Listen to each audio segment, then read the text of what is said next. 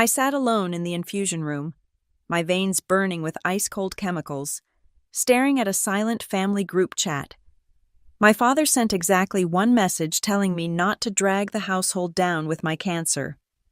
3 months later, those same people threw a party to celebrate my recovery funded by donations they secretly pocketed. That very night, a corporate lawyer called to say they were acquiring my startup for $92 million. My name is Daisy Wright. I am 34 years old, living in a one-bedroom apartment in the Lodo district of Denver that costs way too much for the square footage.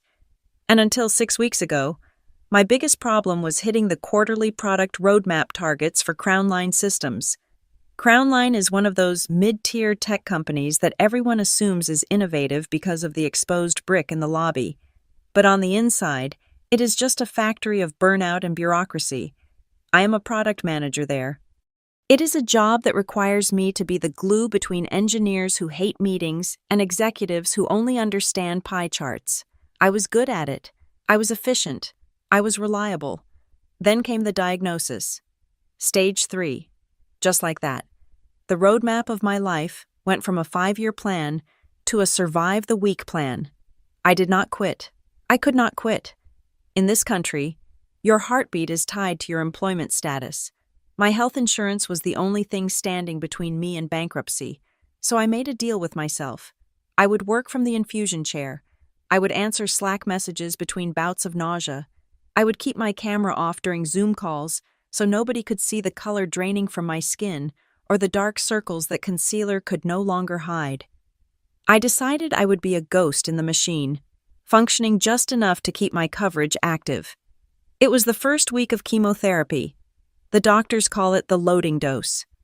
They do not tell you that it feels less like medicine and more like someone is replacing your blood with liquid nitrogen. I was sitting in the corner of the infusion center at 9 in the morning. The air conditioning was humming too loud, and the smell of antiseptic was making my stomach turn over itself. My laptop was open on my knees, but I could not focus on the user acceptance testing data on the screen. My hands were shaking too much to type. I needed a ride home. The nurse had told me explicitly that I could not drive myself after the first session. The pre-meds, the Benadryl, the steroids, and the toxicity of the drip meant I would be in no state to operate heavy machinery. I had taken an Uber there, but the thought of sitting in a stranger's car on the way back, with my immune system crashing and a bucket in my lap, was terrifying.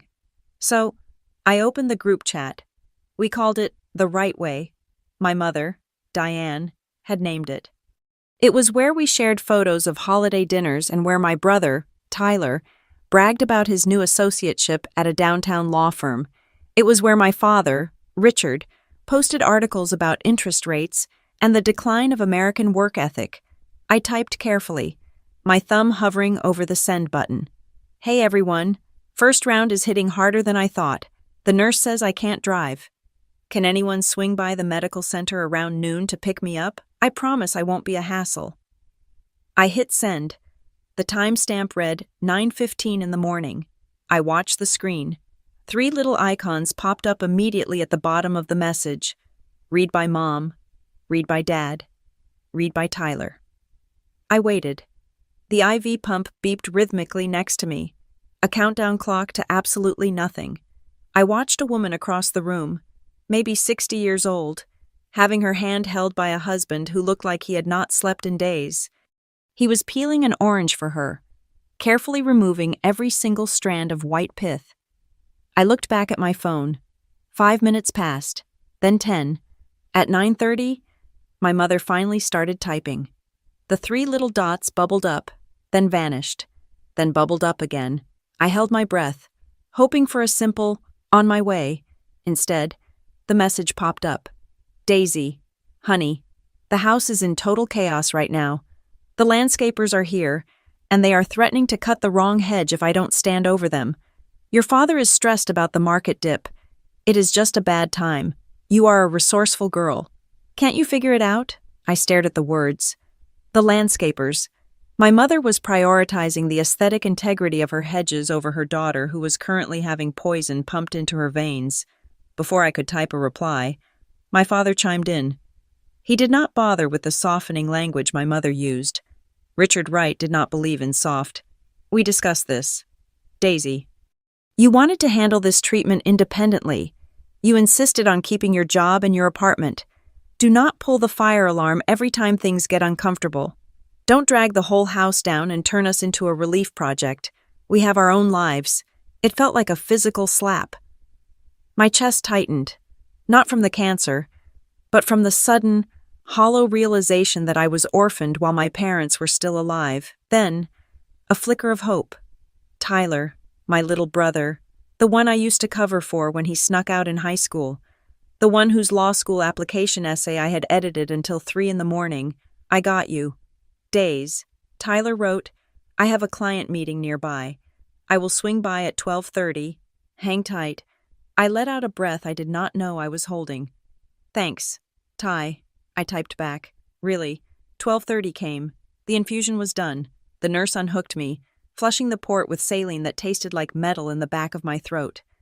I gathered my things, my legs feeling like they were made of lead. I walked to the waiting area near the sliding glass doors. 12:45. I checked my phone. No messages. 1 o'clock in the afternoon. I called Tyler. It went straight to voicemail. 1:15. The receptionist looked at me with pity. That was the worst part. I could handle the pain. I could handle the fear, but I could not handle the pity of strangers who realized nobody was coming for me. I sent one last text to the group. Tyler, I am waiting outside. Seen, no reply. I sat on the curb. It was 40 degrees out, but I was sweating from the drugs. The world was tilting sideways. I was about to open the Uber app and risk vomiting in a stranger's Toyota Camry when a beat-up Buick sedan pulled up to the curb. The window rolled down. It was Mrs. Gallagher. She lived 3 doors down from me in my apartment complex. She was 72, wore floral cardigans regardless of the season, and smelled permanently of peppermint tea and old paperbacks. We had barely spoken more than polite greetings in the hallway, but she had seen me leaving that morning with my pillow and blanket. She did not ask if I was okay. She did not ask where my family was. She just unlocked the passenger door and leaned over. Get in, Daisy, she said. Her voice was raspier than I remembered. I have the heat on and a bag of saltines in the glove box. I got in. I did not cry, because if I started crying, I knew I would never stop. I just ate a cracker and closed my eyes. Mrs. Gallagher drove me home in silence. She walked me to my door, took my keys to open it for me, and made sure I was on the couch with a glass of water before she left. She was a stranger, essentially, and she had done in 20 minutes what my flesh and blood refused to do in a lifetime. I slept for 14 hours. When I woke up, it was Friday morning. The nausea was a dull thrum in my stomach, manageable if I did not move too fast. I reached for my phone, dreading the notifications. There were no missed calls from my family. No texts asking if I made it home. The group chat was silent, burying my plea for help under a layer of digital indifference. But there was an email notification from the Family Trust Administrator. My grandfather had left a small family trust. It was not a fortune, but it was a safety net, meant for catastrophic emergencies. We all had nominal access, but withdrawals required approval or a documented family crisis. I logged into the portal, mostly to see if I could request funds to cover the deductible that my insurance would not touch. My eyes scanned the transaction log and stopped on an entry from yesterday. Withdrawal. $5,000. Beneficiary Tyler Wright. Reason emergency medical assistance. Daisy Wright. I blinked, thinking the chemo brain fog was making me hallucinate. I clicked on the details. Tyler had submitted a request for an expedited cash advance, citing my chemotherapy and urgent pharmaceutical copays as the justification. The timestamp was 10 a.m. yesterday. He had requested the money 45 minutes after I asked for a ride. He had used the time he was supposedly preparing to come get me to draft a request for $5,000 in my name. I sat up, ignoring the spinning of the room. I checked my bank account. 0 pending deposits. I checked my Venmo. Nothing. Tyler had not just flaked on a ride. He had used my cancer as a tragic backstory to secure a payout for himself. He was a junior associate at a law firm. I knew for a fact he was drowning in student loans and trying to keep up appearances with a BMW he could not afford. He had leveraged my suffering to pay his lease. I scrolled back to his text. I got you. Days. He did not mean he had my back. He meant he had found a use for me. I felt a cold rage settle over me. It was different from the anger I felt toward my parents. Theirs was a sin of neglect. They just did not want to be bothered. Tyler's was active. It was predatory. He looked at his sick sister and saw an ATM PIN code. I wanted to scream. I wanted to call Richard and Diane and scream that their golden boy was a thief, but I looked at the group chat again. Don't drag the whole house down. My father had written, if I called them now, accusing Tyler, they would tell me I was being hysterical. They would say the chemo was affecting my judgment. Tyler would spin it. He was a lawyer. After all, he would say he was holding it for me, safeguarding it so I did not spend it irrationally in a panic. He would turn me into the villain. No. I closed the banking tab. I took a screenshot of the transaction log and saved it to a hidden folder on my hard drive, distinct from the family cloud. I was alone. I was sick. I was broke. And I was surrounded by vultures who shared my last name. I needed a distraction. I needed to remind myself that I was still Daisy Wright, the woman who could manage a product lifecycle from ideation to launch. Not just Daisy the cancer patient. I opened my work laptop. I avoided the Crown Line Slack channels, which were full of people complaining about the coffee machine or the temperature of the conference rooms. Instead, I opened my personal email, buried under a pile of medical bills and promotional spam. There was a message that had come in late last night. The subject line was simple, lowercase, almost unassuming. Subject re-Oncaroute prototype. I frowned. Oncaroute was nothing. It was barely a ghost of an idea. In the sleepless nights since the diagnosis, fueled by steroid-induced insomnia, I had started sketching out a framework. It was just a way to organize the chaos of cancer, the appointment Tetris, the medication reminders, the side effect tracking. I had built a very rough, ugly wireframe and posted it on a developer forum a week ago, asking for feedback on the data structure. I did not think anyone had even looked at it. I clicked the email open. Sender Marcus Thorne, Venture Lead, Apex Horizon Group. The body of the email was short. Daisy, I stumbled across your wireframe on the dev forum. The interface is rough, but the logic regarding the patient-provider feedback loop is brilliant. My team reviewed the back-end structure you proposed. We think this solves a problem nobody else is looking at. We reviewed your prototype. Let's talk. I stared at the screen. My hand went to my chest, feeling the hard plastic bump of the port under my skin. Outside, the Denver snow was starting to fall, covering the gray city in white. My family thought I was dying. They thought I was a liability, a sinkhole for their time and money. But Marcus Thorne, whoever he was, thought I had solved a problem. I looked at the silence of the Right Way group chat one last time. Then I looked at the email. I was not going to tell them. I was not going to tell them a single damn thing. I hit reply. Survival is boring. That is the thing nobody tells you about cancer movies. In the movies, it is all dramatic hair-shaving scenes and tearful goodbyes on rain-slicked porches. In reality, survival is paperwork. It is 3 hours on hold with an insurance representative named Brenda, who keeps telling you that the anti-nausea medication which actually works is considered a Tier 3 luxury drug. It is sitting in a beige waiting room staring at a water stain on the ceiling, wondering if the receptionist lost your file again. The weeks following my first chemotherapy session were a blur of biological violence and administrative chaos. My body was revolting against me. The Taxol made my hands numb, as if I were wearing thick woolen gloves while trying to type.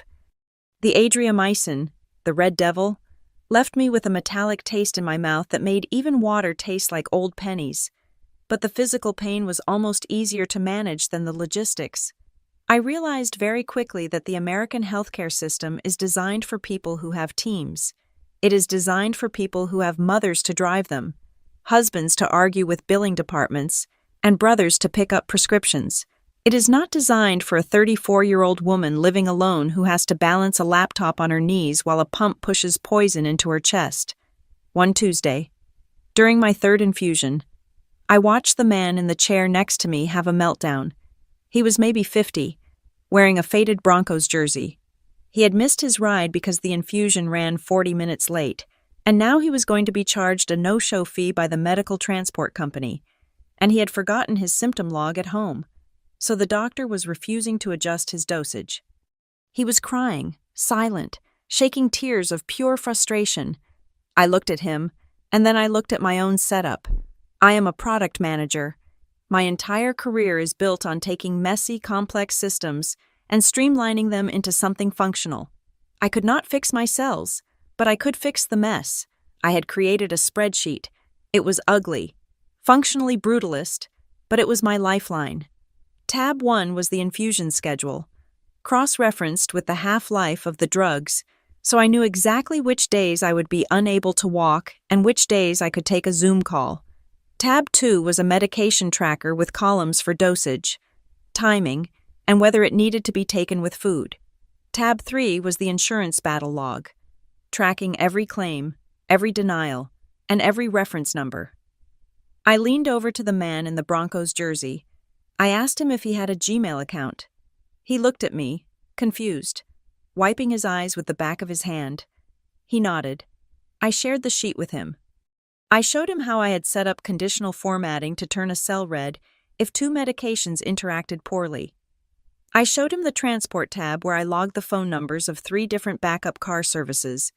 He looked at it like I had just handed him a bar of gold. He said he had been writing everything on napkins. A nurse named Sarah was changing my IV bag. She paused, looking over my shoulder at the glowing grid on my laptop screen. She watched me explain the symptom tracker to the man. She said, "That is incredible." She told me that half the patients she sees end up in the emergency room not because of the cancer, but because they mess up their home meds or miss a sign of infection because they are too overwhelmed to track it. She looked me right in the eye and said if that thing was an app, I would save more lives than she did. Her words stuck in my brain like a splinter. That night, the steroids kicked in. They give you dexamethasone to keep your body from going into shock during chemo, but the side effect is a manic, buzzing energy that feels like you have chugged 10 espressos. It was 3 a.m. My apartment was silent. My body was exhausted, aching in the marrow of my bones, but my brain was vibrating. I opened my laptop. I did not open the Crownline Systems work queue. Instead, I opened a blank design file.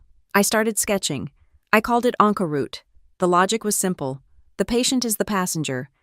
But right now, nobody is driving the car. The app would be the driver. It would sync with the hospital portal to pull the infusion schedule automatically. It would use that schedule to push notifications for medications, not just take this pill, but take this pill now so you don't throw up in 2 hours. It would have a rideshare API integration to pre-schedule pickups based on when the infusion actually ended, not when it was supposed to end. And the most important feature, the one born from my own fear, the red flag system. A simple interface where a patient could tap what they were feeling: fever, rash, numbness, and the algorithm would tell them immediately, "This is normal," or "Go to the ER right now." I worked until the sun came up over the Rockies. For the first time since the diagnosis, I did not feel like a victim. I felt like an architect. A few days later, Mrs. Maas Gallagher knocked on my door with a casserole. She had become my ghost guardian. She never stayed long, never intruded, but I would find soup left at my doorstep or my mail neatly stacked on the counter. She saw the dark circles under my eyes, but she also saw the whiteboard I had dragged into the living room, covered in flowcharts and wireframes. She asked what I was doing. I told her. I showed her the clumsy mock-up I had built. She squinted at the screen through her thick glasses. She asked if it worked on iPhones.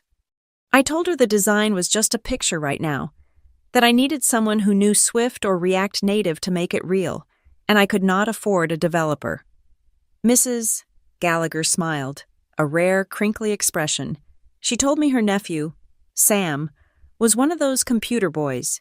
She said he was always complaining that his job at the bank was soul-crushing and he wanted to build things that mattered. 2 days later, Sam was in my living room. He was 24, wore a hoodie that said NASA on it, and he looked at my messy spreadsheet logic with the reverence of a religious scholar. He did not see a sick woman. He saw a back-end architecture that was solid as a rock. We made a deal. I had no money to pay him. I offered him 5% equity in a company that did not exist yet. He laughed and said he would do it for free because his aunt liked me, and she hated everyone. We settled on 2% and a lot of pizza. We worked in bursts.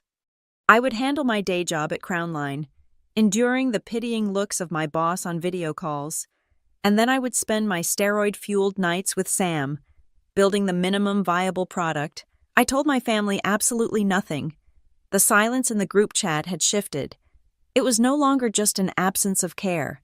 It felt heavy, pregnant with something I could not name. I knew them. I knew Richard and Diane Wright did not just disappear unless they were plotting a way to spin the narrative. They were not the type to abandon a sinking ship. They were the type to sell tickets to the shipwreck. Then, the text came from Tyler. It was a Tuesday afternoon. I was in the middle of a code review with Sam. My phone buzzed. "Hey sis, just thinking about you. Dad mentioned you might be overwhelmed with the medical admin stuff. Do you need me to look over any papers or sign anything to help streamline things with the insurance I can swing by?" I stared at the message. The hair on my arms stood up. Tyler had not visited once. He had stolen $5,000 from the family trust in my name, a fact I was keeping in my back pocket like a switchblade.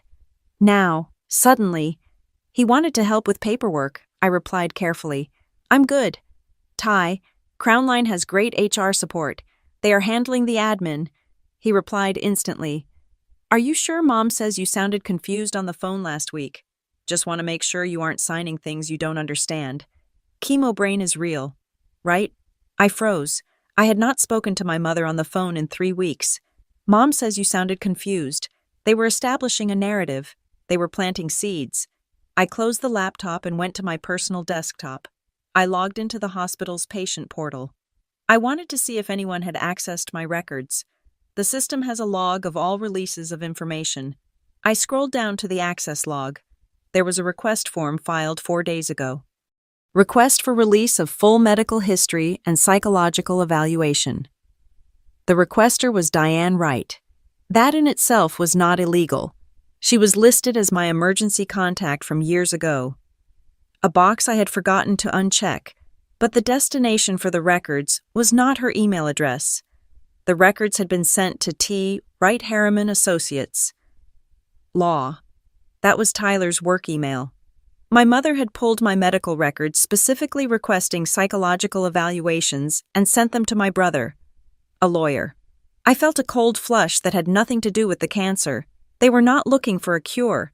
They were looking for a capability ruling. They were gathering evidence to prove that I was mentally compromised. Why to take control of my finances? To force me into a facility? Or maybe just to ensure that if I died, they had legal precedent to bypass any will I might write. Chemo brain is real. Right? Tyler's text mocked me from the phone screen. They were betting on me being too weak to notice. They were betting on the daughter who used to seek their approval, the one who would just hand over the pen because she trusted her daddy knew best. That daughter died the day they left me on the curb. I grabbed a sticky note and a Sharpie. I wrote in block letters, "Do not sign anything, not even a birthday card." I stuck it directly onto my laptop screen. Then, I went to work on my defenses.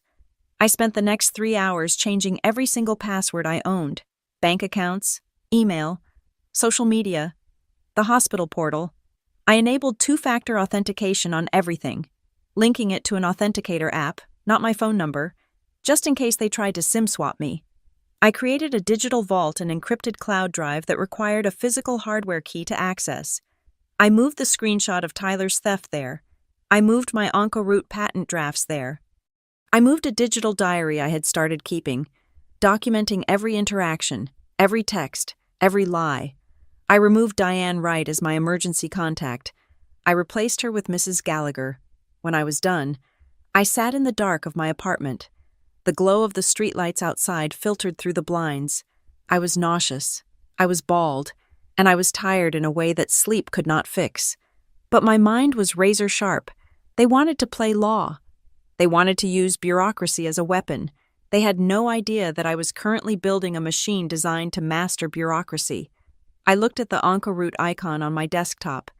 It was just a blue circle with a white path through it. It looked harmless. I opened the code again. I typed until my fingers cramped. I was not just building an app anymore. I was building a fortress. And the next time my family tried to breach the walls, they were going to find out that nobody was home to let them in. There is a specific kind of violence in being turned into a mascot against your will. It is not physical like the chemotherapy that was currently stripping the lining of my stomach, but it leaves a mark just as deep. It was a Saturday morning, the kind of crisp Colorado day that usually made people want to go hiking. I was lying in bed, scrolling through my phone with the brightness turned down to 10% because my eyes were sensitive to light. When I saw it, it was a notification from Facebook. I hardly used the platform anymore. It had become a graveyard of high school acquaintances posting about essential oils and political conspiracies. But the notification said, "Diane Wright tagged you in a post." I clicked it. The photo was from 3 years ago. It was taken at a family barbecue, back when I had long hair and color in my cheeks. In the photo, I was looking off camera, laughing at something, while my mother stood next to me, her arm draped protectively around my shoulder, looking directly at the lens with a beatific smile. It was a lie of a photo. I remembered that day. She had spent the entire afternoon criticizing my choice of career and telling me that at 31, my eggs were surely powdered dust. But in the photo, we looked like the picture of maternal devotion. The caption was a masterclass in performative grief. My heart is breaking as I share that my beautiful, strong daughter Daisy is fighting the battle of her life against cancer. As a mother, you never expect to see your child suffer. We are trusting in God's plan. But the medical bills are mounting, and the road ahead is long. We have set up a fund to help Daisy focus on healing without the crushing weight of financial ruin. Please, if you can, support our girl. Every prayer and every dollar counts. Cancer Warrior Prayers for Daisy Family. First below the text was a link to a crowdfunding campaign titled, "Help Daisy Beat the Odds." I felt the blood drain from my face. I had never asked for this. I had never authorized this. I had specifically told them I did not want my diagnosis broadcasted to the entire Denver metro area. I wanted privacy. I wanted dignity. I clicked the link. The page had been live for 48 hours. The total raised was already $24,350. I stared at the number. $24,000. In 2 days. My parents were pillars of their community. My father was a deacon at the mega church in the suburbs. My mother was the treasurer of the garden club and on the board of the local historical society. They had reach, they had influence, and they were cashing it in. I scrolled through the donor list. It was a roll call of people I barely knew or hadn't spoken to in a decade. Brenda Miller, $200. Praying for you. Diane. Stay strong. The Henderson family, $500. God bless the Wrights. Pastor John, $1,000. The flock is with you. The comments were all directed at my mother. You are such a strong mother. Diane, I can't imagine your pain. Diane, let us know if you need a casserole. Diane, I was the prop. She was the protagonist. My phone buzzed. It was a text from Sarah, a girl I had gone to college with. We were not close, but we exchanged birthday texts. Hey Days, I just saw your mom's post. I am so sorry. I had no idea things were that bad financially. I just sent $300. Please get well soon. Love you. I stared at the text. I had no idea things were that bad financially. That was the narrative they were spinning, that I was destitute, that I was a charity case, that I was drowning and they were the benevolent saviors pulling me to shore. But there was a problem, a very specific, mathematical problem. I logged into my bank account. I refreshed the page. 0 deposits. I checked my PayPal. 0. I checked Venmo. 0. If the fund had raised over $24,000, where was it? I dialed my mother. My hands were shaking. Not from the neuropathy this time, but from pure, incandescent rage. She answered on the second ring. Her voice was bright, chipper, the voice of a woman who was having a very successful weekend. Daisy. Did you see the outpouring of love? It is overwhelming, isn't it? People are so good. Mom, I said, my voice tight. Take it down. There was a pause. The brightness faltered slightly. Excuse me, the fundraising page. Take it down. I did not ask you to do that. I do not want people thinking I'm a beggar. And more importantly, I haven't seen a single cent of that money. Where is it? She sighed. The long, suffering sigh of a martyr dealing with an ungrateful child. Oh, Daisy, don't be dramatic. You are not a beggar. You are a cause. People want to help. And regarding the money, don't worry your pretty little head about it. We are managing it for you. Managing it, I repeated. It is my medical fund. It says, help Daisy. It doesn't say help Diane remodel the kitchen. That is incredibly hurtful, she snapped, her tone shifting instantly to victimhood. You are sick, Daisy. You are on heavy narcotics. You are in no state to handle large sums of cash.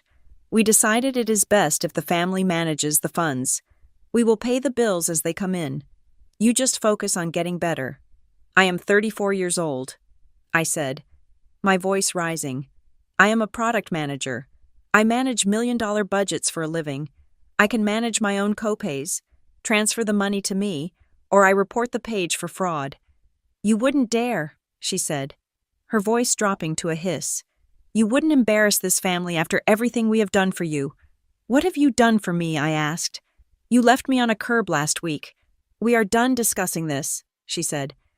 You are emotional. We will talk when you are rational. She hung up. I sat there, the silence of my apartment ringing in my ears. I felt like I was gasping for air. They were stealing from me. It was not just neglect anymore. It was active theft, wrapped in the guise of charity. 10 minutes later, my father called. I answered, expecting an apology. I should have known better. Daisy, Richard Wright's voice boomed down the line. Your mother is in tears. What is the matter with you? She is stealing donations made in my name. Dad, I said, nobody is stealing anything, he barked. Stop using that word. We are stewarding the resources. Do you know how much stress this puts on us? Having a sick child, the social stigma, the worry. We are handling the public relations of this disaster, and you are being ungrateful. People are donating because they respect us. Daisy, because they know the right name. Do you think they would donate $20,000 to a nobody living in a rental apartment? They are giving to us. The breath left my lungs. So it is your money. It is family money, he corrected, and we will decide how it is best allocated. Maybe we pay off your car. Maybe we put it in a trust. But we are not handing 20 grand to a drug-addled girl who might not even make it to Christmas. Stop making a scene. Let people help. He hung up too. Drug-addled. Might not make it to Christmas. That was their bet. They were betting I would die. And they would keep the surplus. I threw my phone across the room. It bounced off the sofa cushion and landed on the rug. I put my head in my hands and screamed. It was a raw, ugly sound that scraped my throat. But screaming did not solve problems. Data solved problems. I retrieved my phone. I opened the crowdfunding page again on my laptop. I needed to see the back end. I could not see the banking details as a public viewer, but I could see the organizer information. The page listed the organizer as the Wright Family Trust. It looked official, but every campaign has a direct beneficiary linked to the payout account. I clicked on the Contact Organizer button. It opened a generic email form. That was a dead end. Then I remembered something. Tyler was tech-savvy, but he was lazy. He reused usernames. I went to the URL bar. The campaign URL ended in a string of random characters, but the user profile associated with it was public. I clicked on the profile name Wright Family Support. It showed the account creation date 3 days ago. It showed the linked email verification. It was partially obscured. Asterisks hiding the middle characters. Tut Crown. No, that wasn't right. Tyler didn't work at Crown. I looked closer. It wasn't Crown. It was T. Wright Harriman Associates. Law. The platform masked it, but the length and the first letter matched his work email. Wait, I right-clicked the page source. I am a product manager. I know how web pages are built. I searched the HTML code for the beneficiary tag. Sometimes, lazy coding leaves metadata exposed. I didn't find the bank account number, but I found the name on the Stripe verification object. Legal name, Tyler J. Wright. Account type, personal checking. It wasn't a trust account. It wasn't a joint account. It was Tyler's personal checking account. The same brother who had scammed $5,000 from the family trust was now funneling $24,000 of public sympathy money directly into his pocket. I texted Tyler. I sent him a screenshot of the page source with his name highlighted. Transfer the funds. Now. He replied in 30 seconds. Relax. Days. I am just holding it.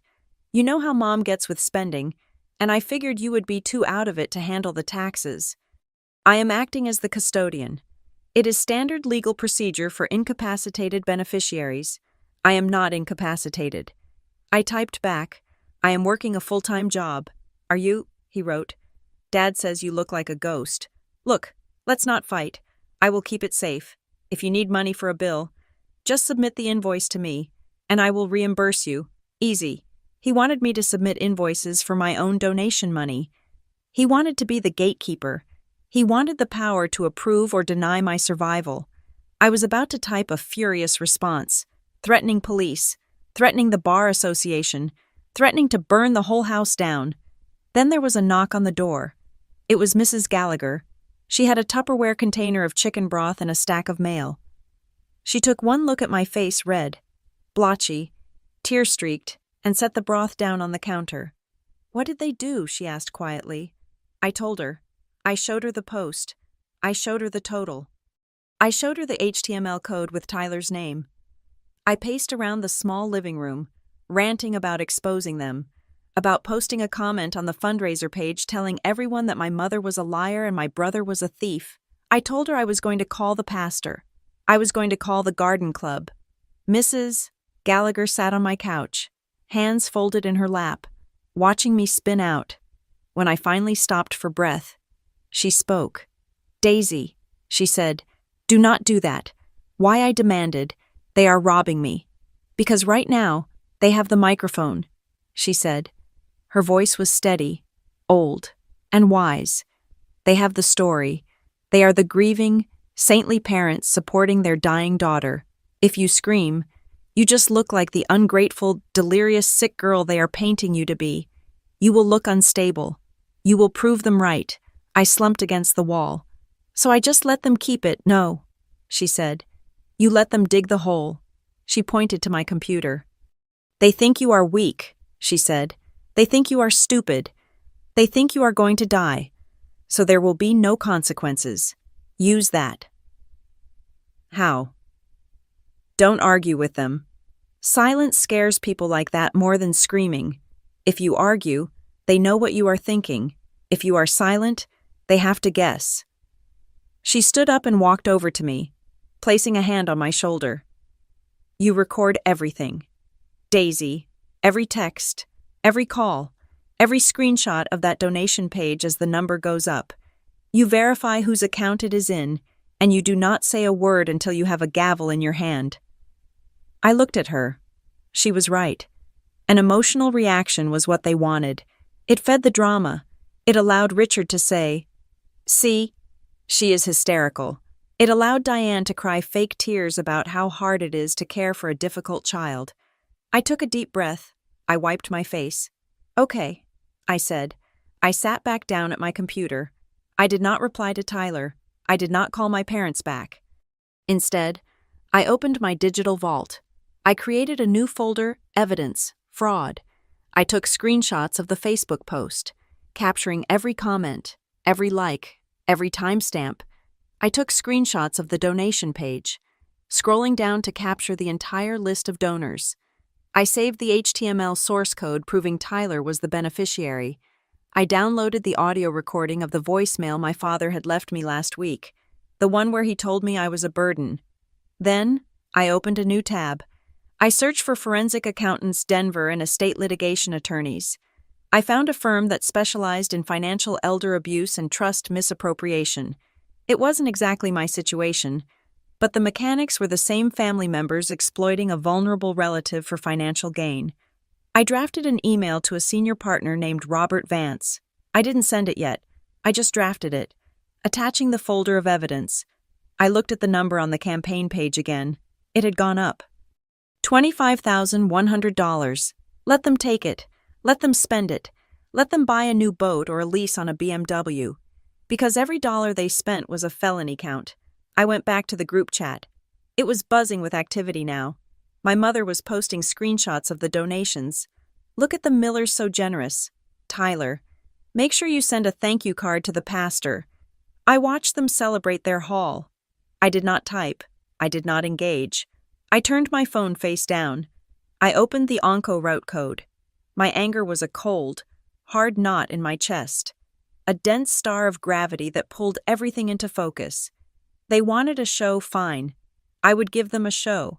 But it wasn't going to be the tragedy they were writing. It was going to be a courtroom drama. And I was going to be the one delivering the verdict. I focused on the screen. Function user auth. Function secure payment gateway. I typed, I built, and I waited. The human body is resilient, but the human spirit is stubborn. That stubbornness became my fuel.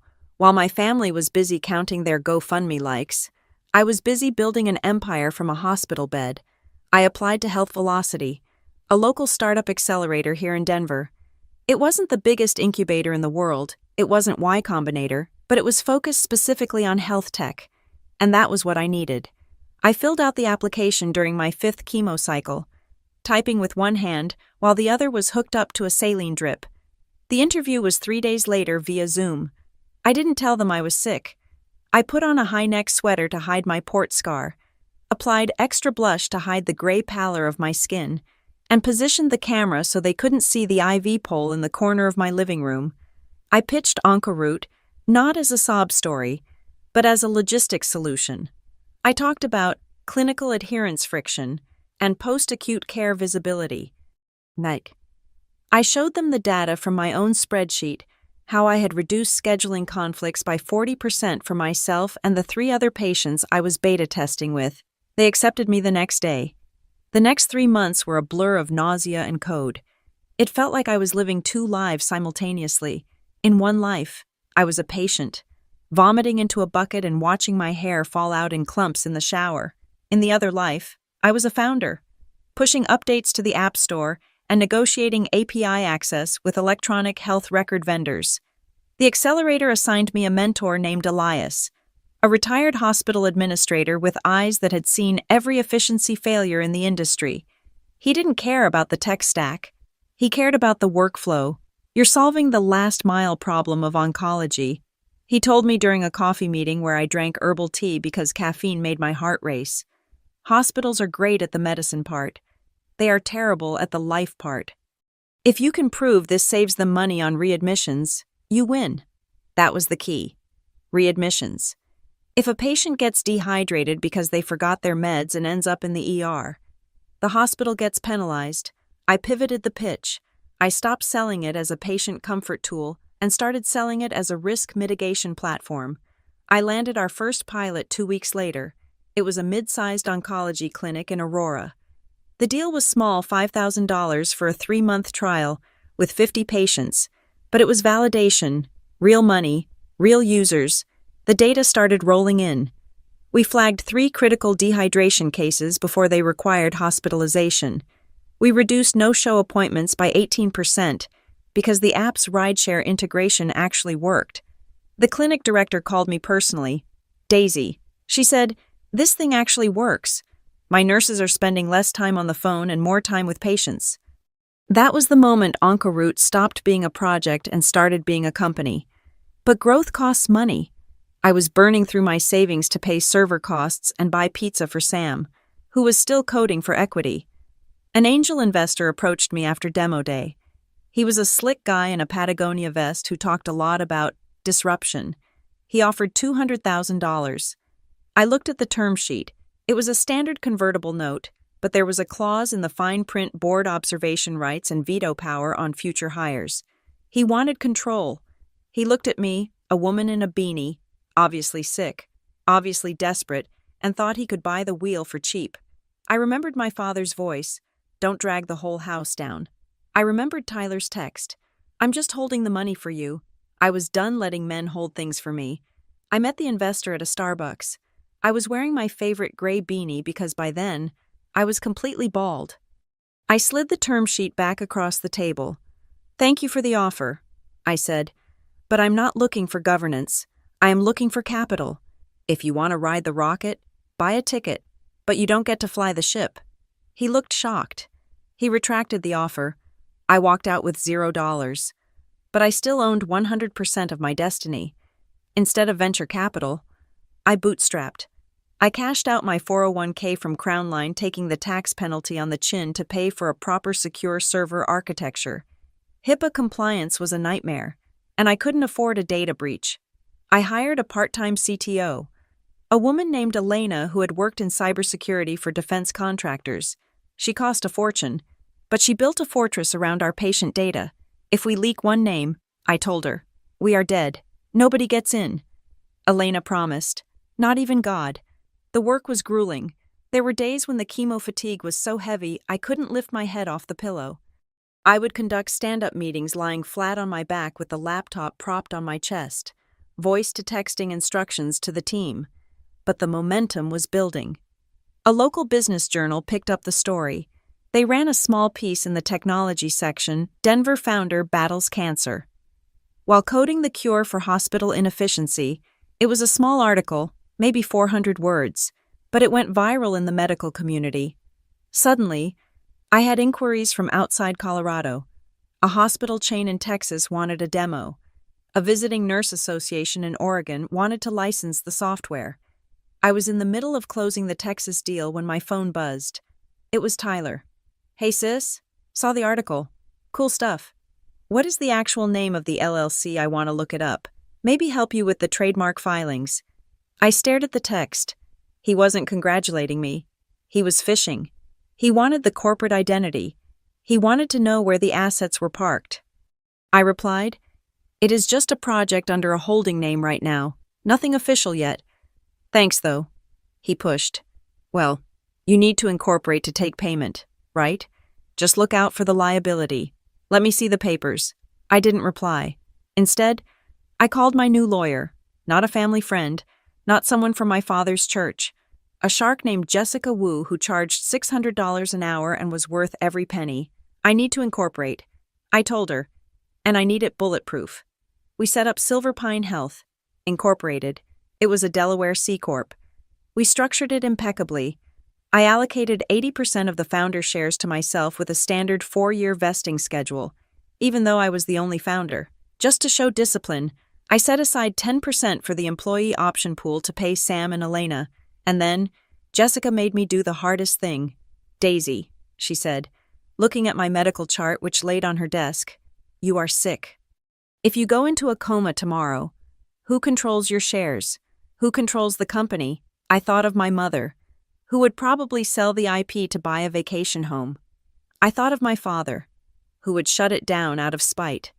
I thought of Tyler, who would loot the accounts, not my family. I said, "We drafted a comprehensive advance healthcare directive and a durable power of attorney for finances. I named Mrs. Gallagher as my healthcare proxy for the business. I set up a succession trigger if I became incapacitated. My shares would be placed in a voting trust managed by Elias, my mentor, with strict instructions to preserve the company's mission until I recovered or, if I died, to sell the assets and donate the proceeds to a legitimate cancer research fund. I explicitly wrote a clause, under no circumstances shall Richard, Diane, or Tyler Wright have access to, control over, or benefit from the assets of Silver Pine Health, Inc. Signing those papers felt like cutting the umbilical cord with a jagged knife. It was final. I was an orphan by choice, but the universe has a way of balancing the scales.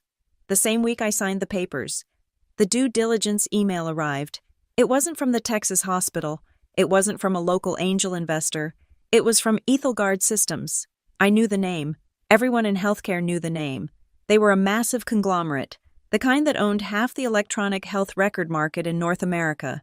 The subject line was Strategic Interest, Acquisition Inquiry. I sat in my apartment, the air conditioner humming, my hair was gone, my eyebrows were thinning, I had lost 15 pounds, I looked like a ghost, but I was holding a golden ticket. I opened the email. Dear Ms. Wright, our corporate development team has been tracking the performance of OncoRoot's pilot in Aurora. The retention metrics are impressive. We would like to open a conversation regarding a potential acquisition of your technology. My heart hammered against my ribs. Acquisition. That meant selling. That meant millions. I hadn't even launched the version 2.0 yet. I hadn't even told my parents I was doing this for real. They still thought I was unemployed and living off their generosity. I looked at the date on the calendar. My final chemo session was next week.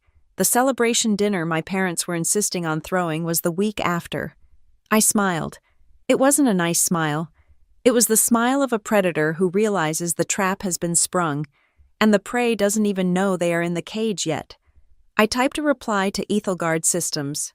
I am open to a conversation, but my schedule is tight. Let's talk numbers first. I hit send. Then I went to the bathroom and looked at myself in the mirror. I adjusted my beanie. I applied a fresh coat of lipstick. Game on, I whispered. The invitation came via a calendar invite, not a phone call. That was the first tell. When you love someone, you call them to ask if they are free for dinner. When you are managing a crisis, you schedule a meeting.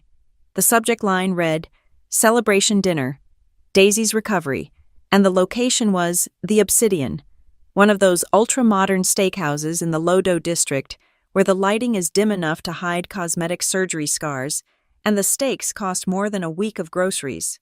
I accepted. 6 months ago. I would have accepted because I was desperate for their approval.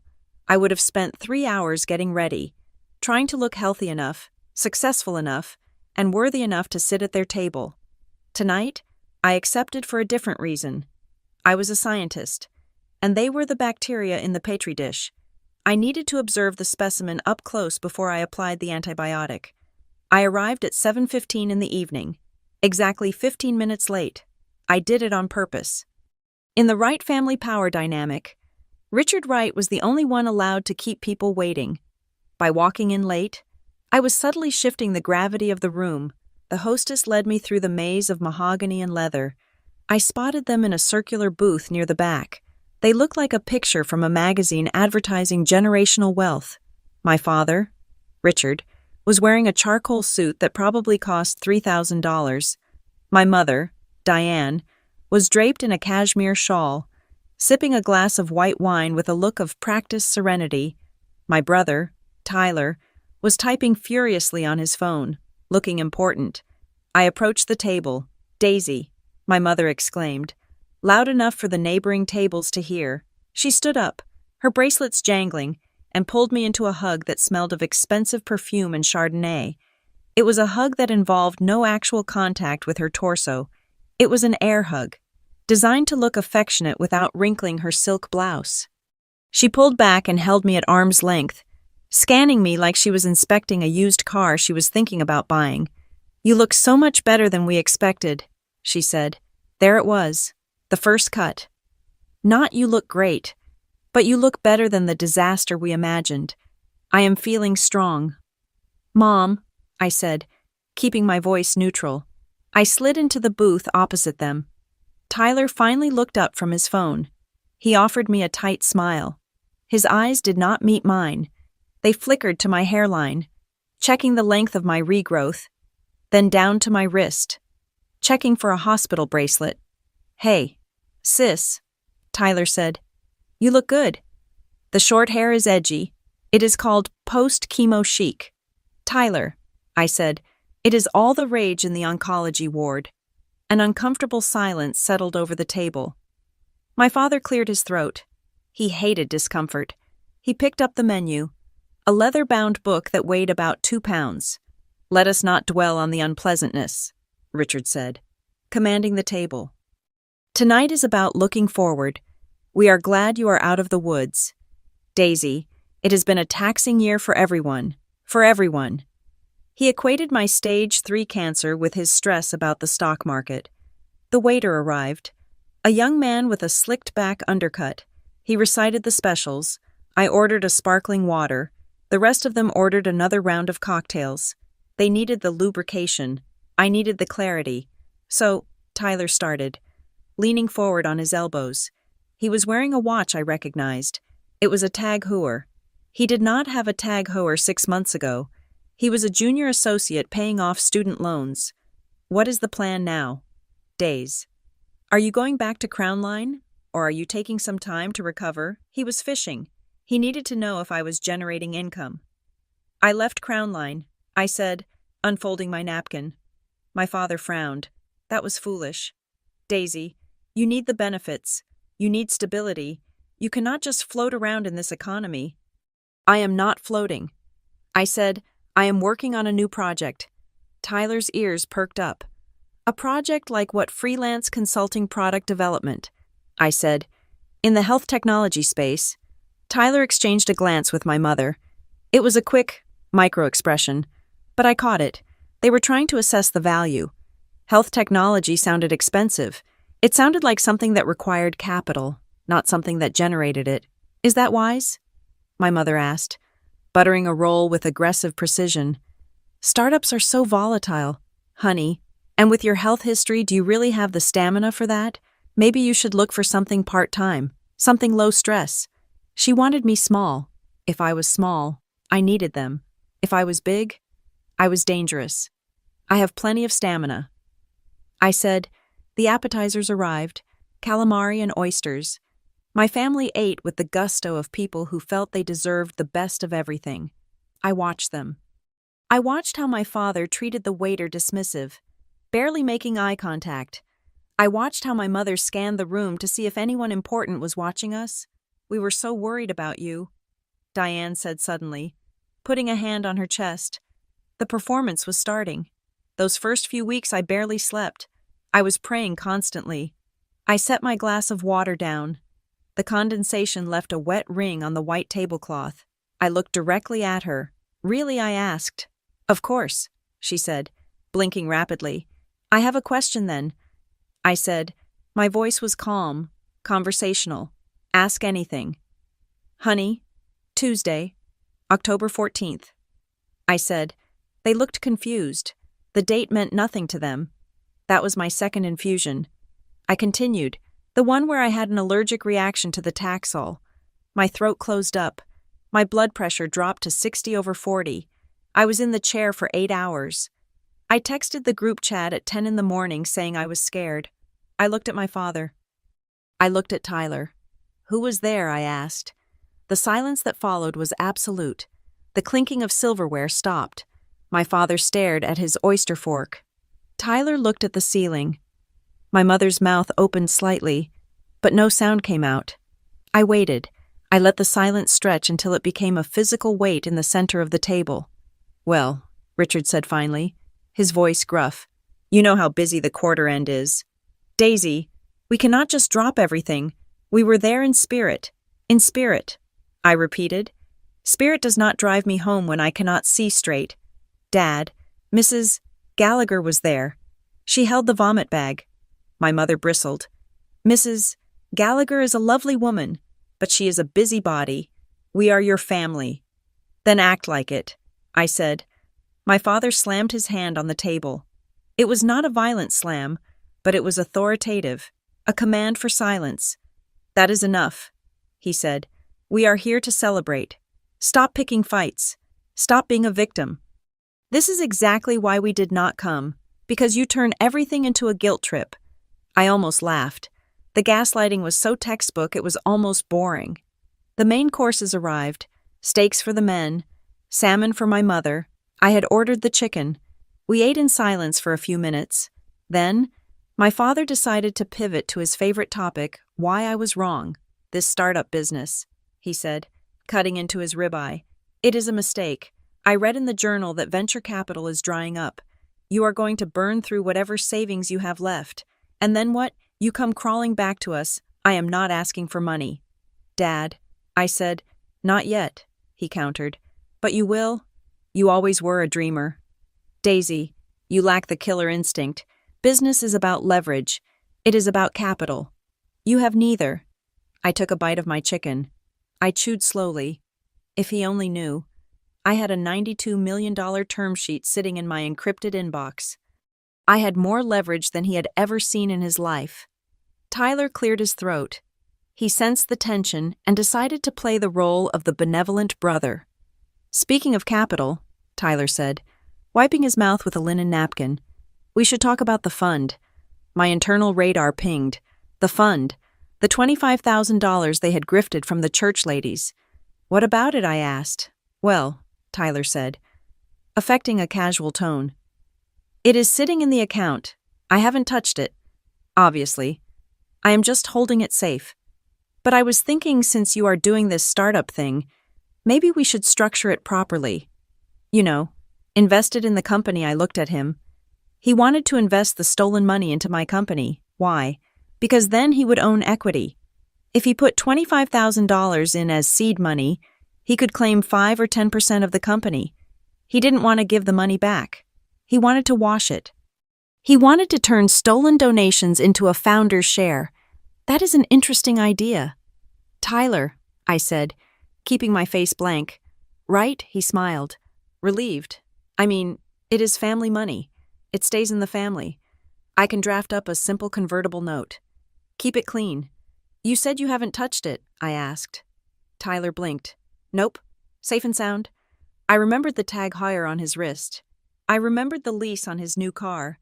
I remembered the credit card payments I had seen in the hacked bank statement. Good to know. I said. The waiter came to clear the plates.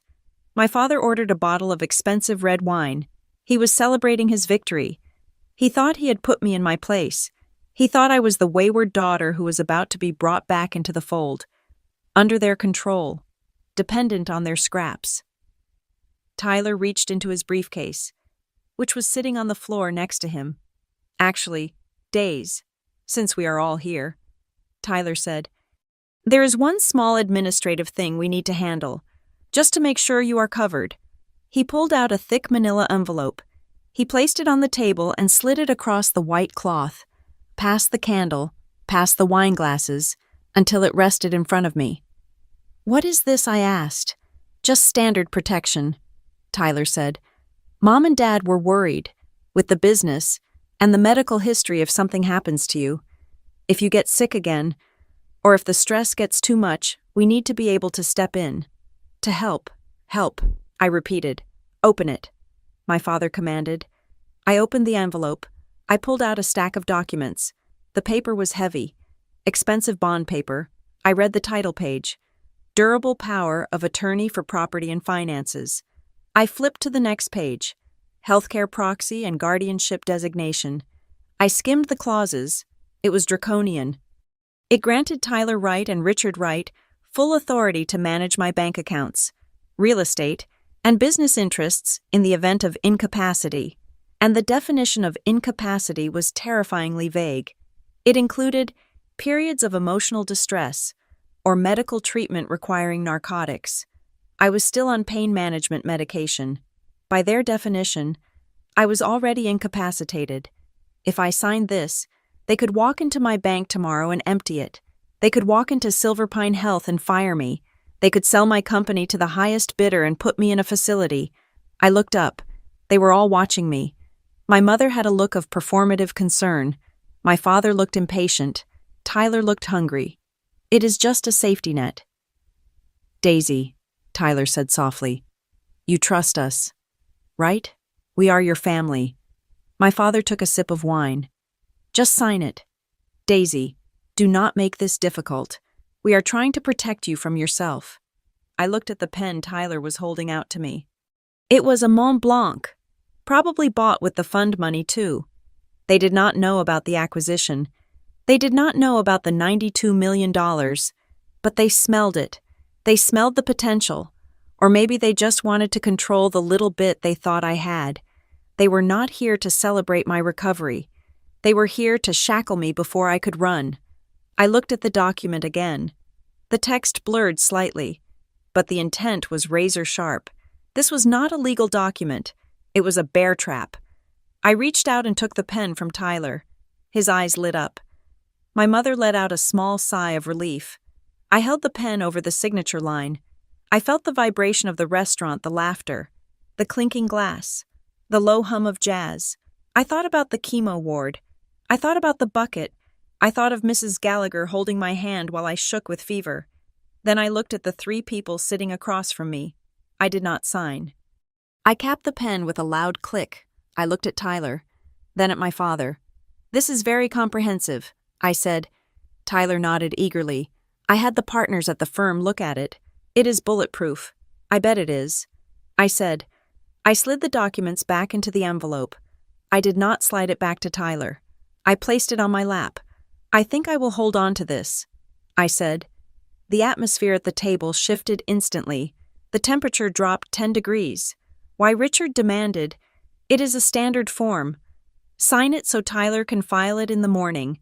I need my lawyer to review it," I said. My father laughed. A harsh, barking sound.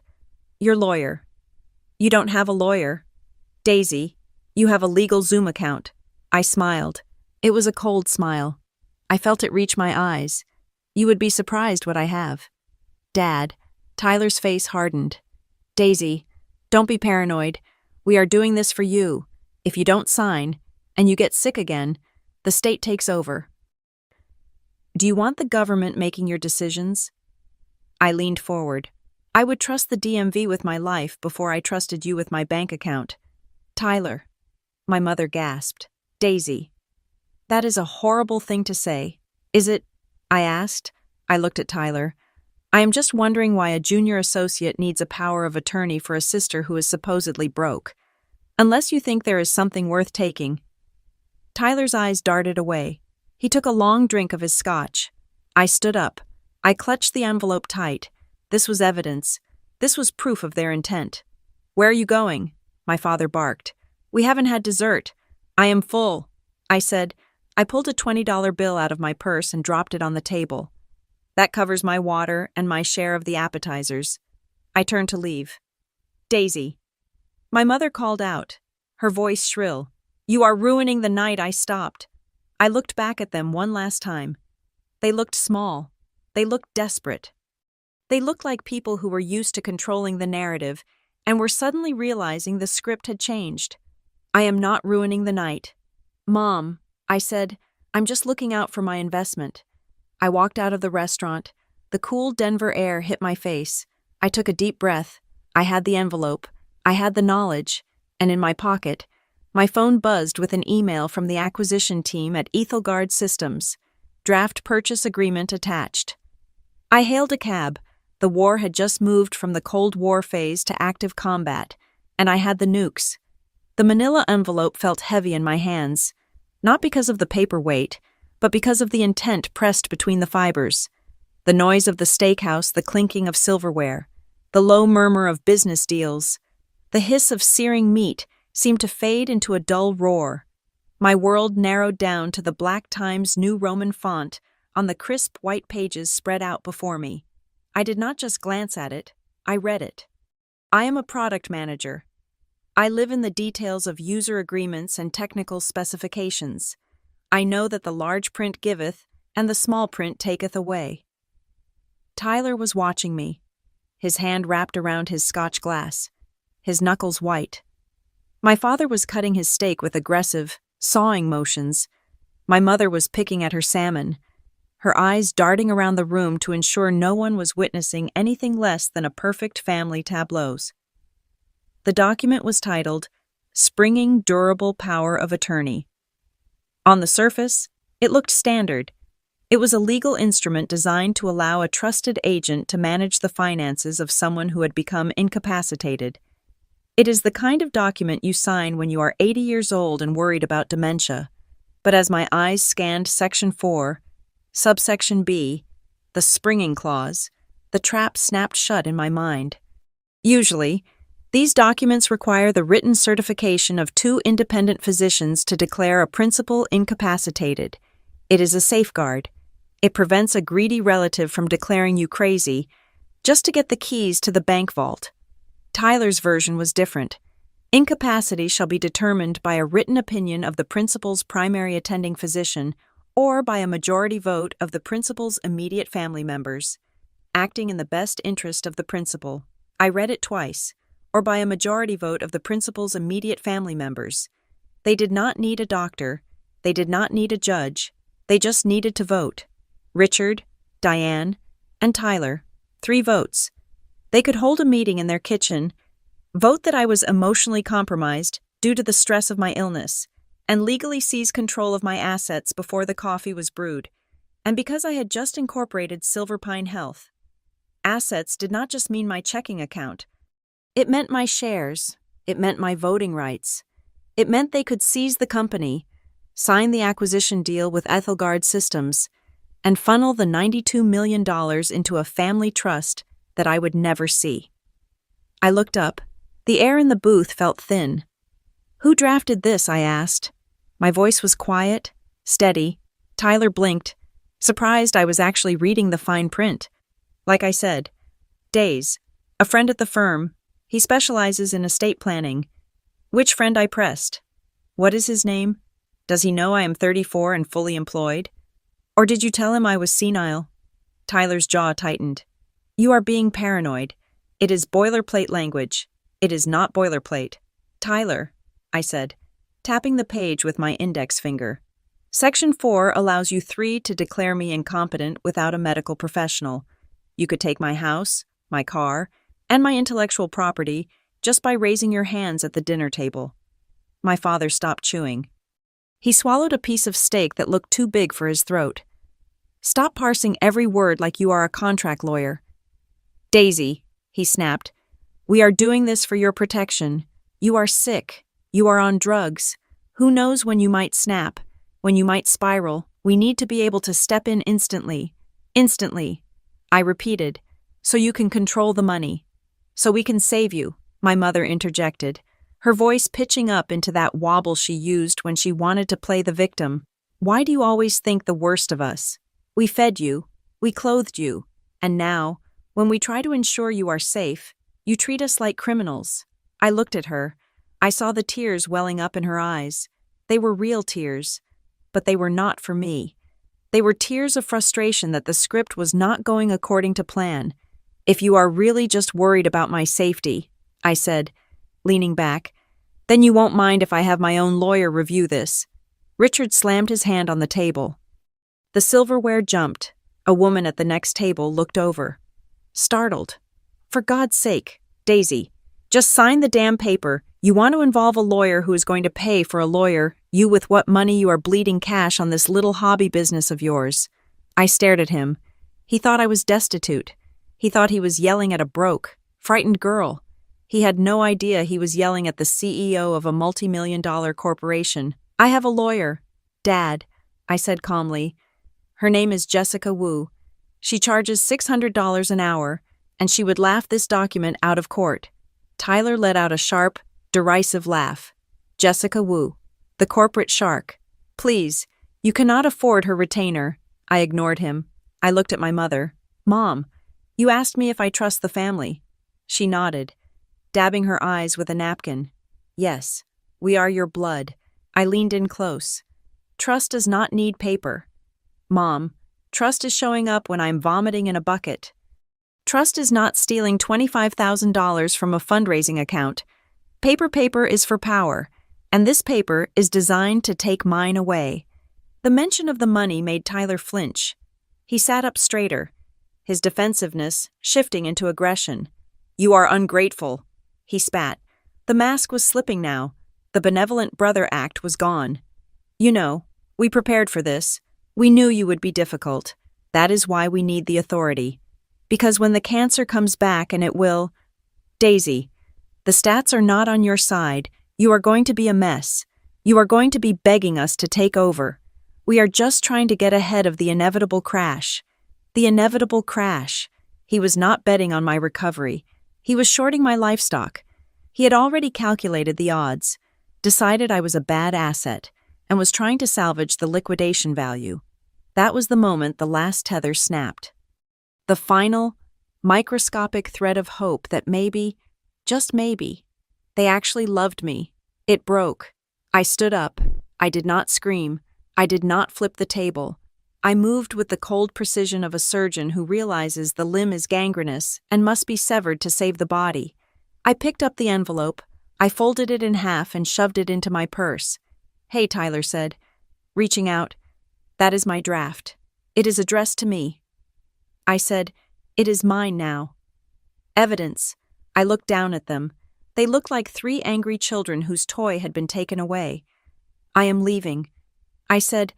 My father's face was purple. "If you walk out of here, Daisy, do not expect us to pay for your funeral. I will keep that in mind." "Richard," I said. I turned to go, but then I paused. I looked at Tyler. "Oh, one more thing." I said, "Since you are so concerned with financial transparency." Tyler glared at me. "What? The fundraising money?" I said, "The $25,000. "You said you are just holding it." "Yes," he hissed. "I told you." "Great," I said. "Then send me the bank statements. Tonight, I want to see the deposit dates and the current balance. If it is just sitting there, it should be easy to prove." Tyler's face went pale. He opened his mouth, but no sound came out. He looked at my father, then back at me. "I have to request them from the bank. It takes time. It takes 5 seconds on an app." "Tyler," I said, "unless the money isn't there anymore." I let that hang in the air. I saw my mother's eyes widen slightly. She looked at Tyler. She didn't know. He had scammed her too. Probably. Or maybe she knew and didn't care as long as the kitchen got remodeled. I turned and walked away. My heart was pounding in my chest, a frantic drumbeat against my ribs, but my legs were steady. I walked through the dining room, navigating the maze of tables. "Excuse me, miss," I stopped near the host stand. The restaurant manager, a man in a sharp vest, was intercepting me. He looked uncomfortable. "Your party?" "The gentleman at the table indicated that you would be handling the bill." I looked back at the booth. My father was glaring at me from 50 feet away. He was raising his wine glass in a mock toast. He was trying to force me to pay. It was a power move. If you are so independent, you pay for the steak you didn't eat. It was a test. If I paid, I yielded. If I made a scene, I looked crazy. I looked at the manager. He was holding a leather folio. I smiled at him. It was the same smile I used when I negotiated the API integration with the hospital networks. "May I see the itemized receipt, please?" He handed it to me. The total was $640, 4 cocktails, a bottle of Cabernet, 2 ribeyes, the salmon, the appetizers, and my sparkling water, $7. I pulled a $20 bill from my purse. I placed it on the folio. "This covers the sparkling water and my portion of the calamari, plus a 30% tip for the server," I said. The manager looked at the 20, then at the bill. "Miss, the total is—" "I am not paying for their dinner," I said calmly. "I am paying for what I consumed. The rest of the party is still seated. They are enjoying their wine. I am sure my father, Richard Wright, he is a deacon at the First Baptist Church, very well known in the community, would be mortified if you thought he couldn't afford his own meal." I emphasized the name. "Richard Wright, First Baptist Church." The manager hesitated. He knew the type. He knew that making a scene with a local pillar of the community was bad for business. "Of course," he said, lowering his voice. "I will split the check. Thank you." I said. I didn't look back. I pushed through the heavy oak doors of the Obsidian and stepped out into the cool Denver night. The streetlights blurred for a second. The adrenaline crash was hitting me. My hands were shaking. I clutched my purse against my chest, feeling the sharp corners of the manila envelope through the leather. I had the proof. I had the POA draft that proved premeditated intent to defraud. I had the witness of their desperation. I walked to the corner and leaned against the brick wall of a closed boutique. I needed to breathe. I took a deep breath, filling my lungs with the exhaust-tinged air. It tasted like freedom. My phone buzzer. It was a text from Tyler. "You are making a huge mistake.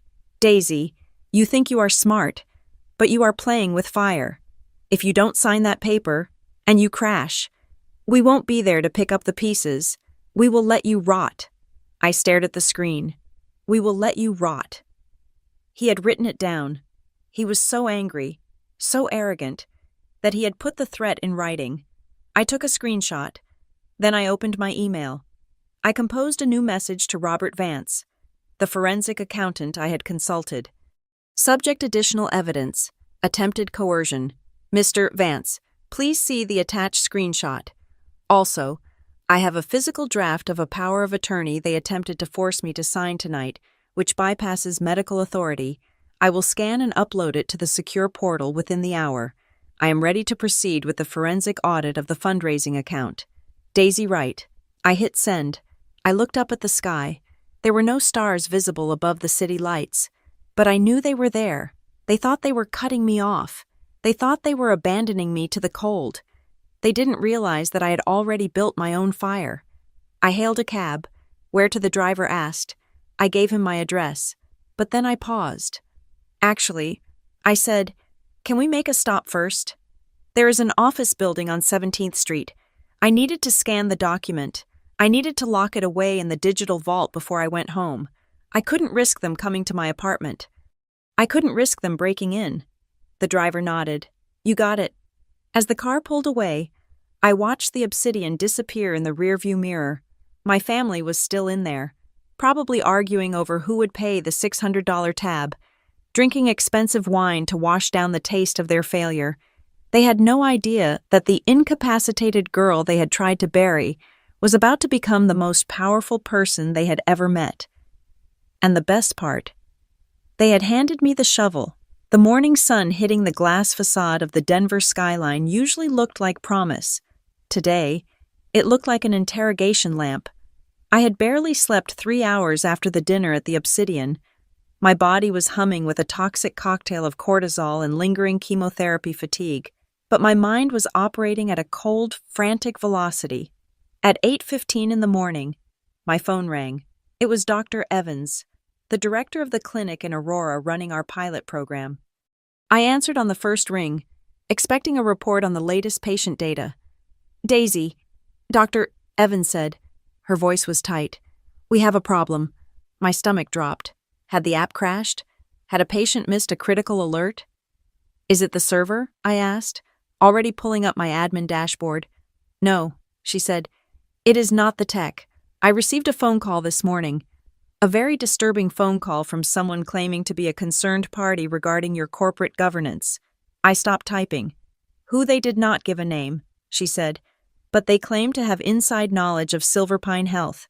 They told me that the CEOU is suffering from a rapid cognitive decline due to aggressive metastatic progression. They said the project is a liability because the leadership is mentally compromised and likely to be incapacitated within 30 days.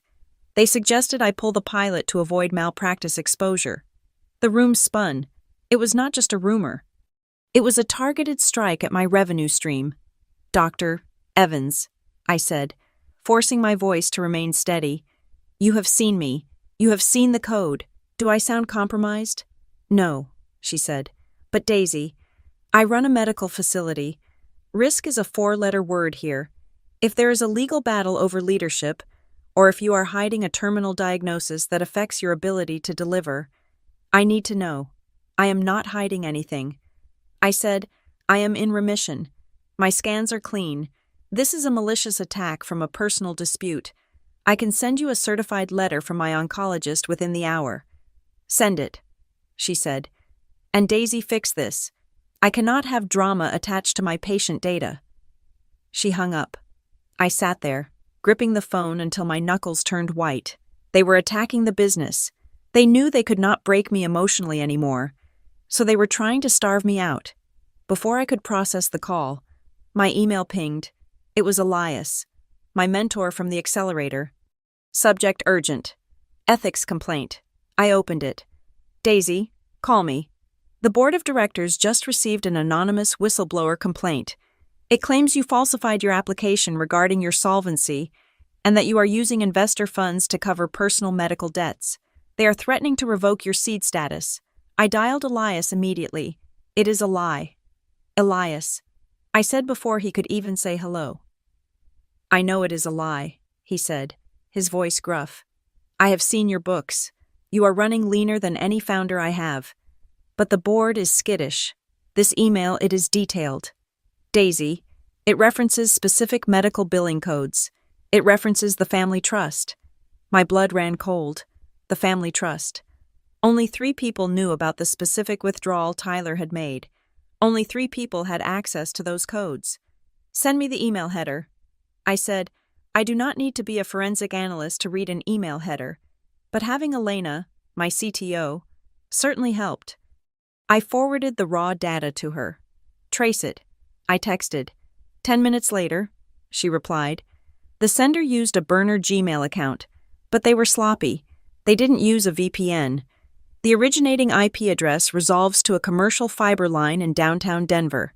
Specifically, the node serving the 17th Street Business District, 17th Street, the same block where Harriman Associates, Tyler's law firm, had their offices. It was Tyler. Of course it was Tyler. He was not just a thief. He was a saboteur. He was trying to burn the company down so he could sift through the ashes for spare change. My phone buzzed again.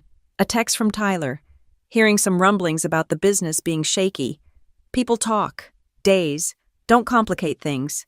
I just want to protect you. If you sign the papers, I can make the noise go away. I can handle the legal side. It was extortion. Pure and simple. Nice company you have there. Shame if something happened to it. I did not reply. I took a screenshot. I added it to the folder. I needed to see the scope of the damage. I logged onto Facebook. If they were attacking my business reputation, they were likely reinforcing the dying girl narrative to the public to cover their tracks. I went to my mother's profile. She had posted 10 minutes ago. The photo was a blurry shot of me from months ago, sleeping in a hospital chair, looking pale and skeletal. It was invasive. It was private, and she had posted it for the world to see. The caption read, "Please keep praying. The doctors are doing their best, but the situation is fluid. Our brave girl is fighting so hard, but the confusion and the fatigue are taking a toll. We are holding her close. The medical costs are escalating as we look into specialized neurological care. Link in bio to support the family fund." Neurological care. She was planting the seed of brain damage. She was publicly validating the lie Tyler was whispering to my investors. If the world thought I had brain damage, nobody would sign a $92 million acquisition deal with me. They would demand a guardian. They would demand a power of attorney. They were not just trying to steal the donation money anymore. They were trying to tank the acquisition so they could take over the company for pennies on the dollar, claiming I was too incompetent to run it. I felt a surge of nausea, but I swallowed it down. I grabbed my keys. I was not going to the hospital. I was going to the lawyer. I met Jessica Wu at her office. It was a glass-walled fortress that smelled of espresso and intimidation. I laid everything out on the conference table. The screenshots, the email headers, the draft power of attorney, the text from Tyler. Jessica looked through the documents, her face unreadable. She was a woman who ate corporate raiders for breakfast. "This is not a family dispute," Jessica said, sliding the papers back into a neat stack. "This is a coordinated, tortious interference with business relations, defamation, and attempted fraud." She looked at me. "How far do you want to go?" "Daisy Nuclear." I said. She nodded. "Good, because they have already launched the missiles." We spent the next 2 hours drafting. We did not send a polite warning letter. We filed an emergency motion. First, we contacted the crowdfunding platform's legal department with the evidence of fraud, the discrepancy between the beneficiary Tyler and the stated purpose, along with my affidavit that I had not received a cent. We demanded an immediate freeze of the funds pending a police investigation. Second, we drafted a cease and desist order to Richard, Diane, and Tyler Wright, specifically citing the defamation against Silver Pine Health. Third, and most importantly, we prepared a petition for a restraining order not just physical, but digital. We demanded they be barred from contacting my clients, my investors, or my employees. As we were finalizing the filings, my phone rang. It was my father. I put it on speaker. Jessica leaned in, pen hovering over her legal pad. Daisy, Richard said. His voice was calm, paternal, the voice he used when he was teaching a Sunday school class. We need to talk like adults. I am listening. I said, your mother is worried. Tyler is worried. We see you flailing. Honey, this startup, it is too much pressure. We heard about the complaints. It is falling apart, isn't it? He sounded smug. He thought the complaints which he had orchestrated were working. It is under control. I said, is it, he asked. Look, we can make this go away. Tyler has connections. He can smooth things over with the clinic. He can handle the administrative mess. But you need to be a good girl. You need to come home, sign the papers, and let us take the wheel. And the money, I asked, the $25,000. He sighed, a sound of exaggerated patience. If you sign the power of attorney, we will transfer the fund management to a joint account. You will have access with supervision. We will return the money to the family pot, where it belongs. There it was, the quid pro quo. Give us your freedom, and we will give you back a fraction of what we stole. I looked at Jessica. She wrote one word on her pad. Coercion. I will think about it. Dad, I said, do not take too long. He warned. Opportunities expire, and so does patience. He hung up. I looked at Jessica. File everything, I said. She hit enter on her laptop. The motions were filed. The war had officially moved to the docket, but the universe was not done with me yet. As I walked out of Jessica's office, my phone pinged with a high-priority notification. It was from Ethelgard Systems, the acquisition team. Subject urgent. Leadership interview. My heart stopped. Had they seen the Facebook post? Had Tyler called them too? I opened the email. Ms. Right. In light of recent external inquiries regarding the stability of Silver Pine Health's ownership structure, our board requires an expedited in-person meeting. We need to verify the chain of title and the executive capacity. We are requesting a meeting at our Denver satellite office in 72 hours, Thursday, 9 in the morning. Please bring your legal counsel and all incorporation documents. Failure to satisfy these diligence requirements will result in the withdrawal of our offer. 72 hours. They were spooked. Tyler's whispers had reached them. External inquiries. That was corporate speak for someone told us you are crazy and your brother owns the company. I stood on the sidewalk, the wind whipping my coat around my legs. I had 3 days to prove I was sane, solvent, and in sole control. And then, the impossible happened. Tyler texted me.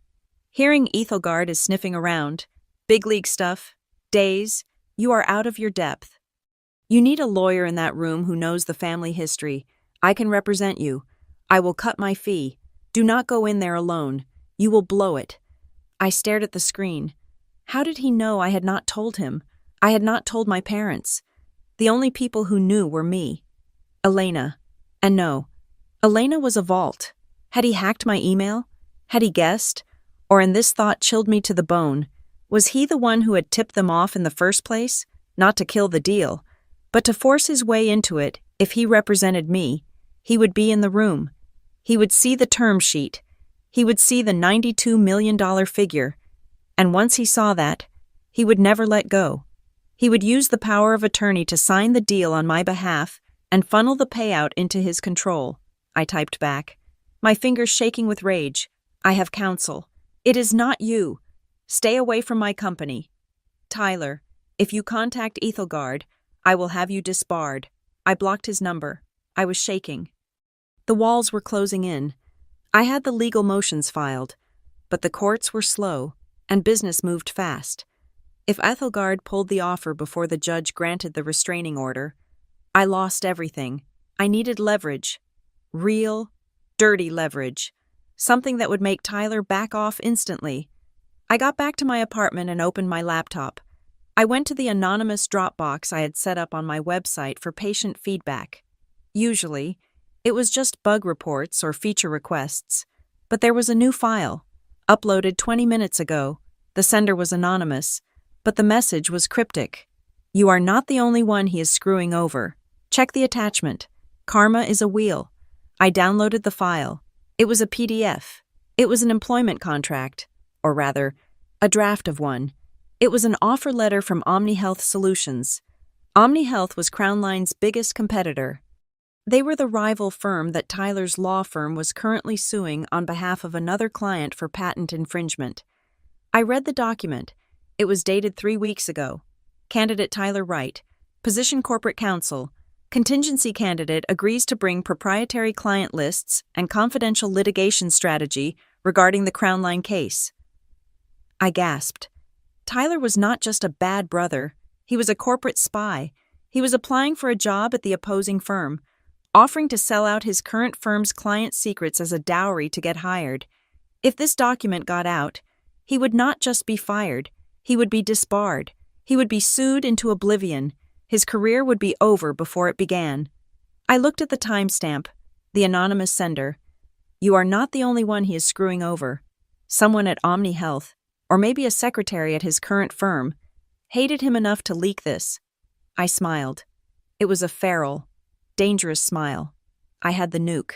I printed the document. I put it in a fresh manila envelope. 72 hours to the meeting with Ethelgard. I was going to walk into that room with my head high, and if Tyler tried to stand in my doorway, I was going to blow his entire life apart with a single sheet of paper.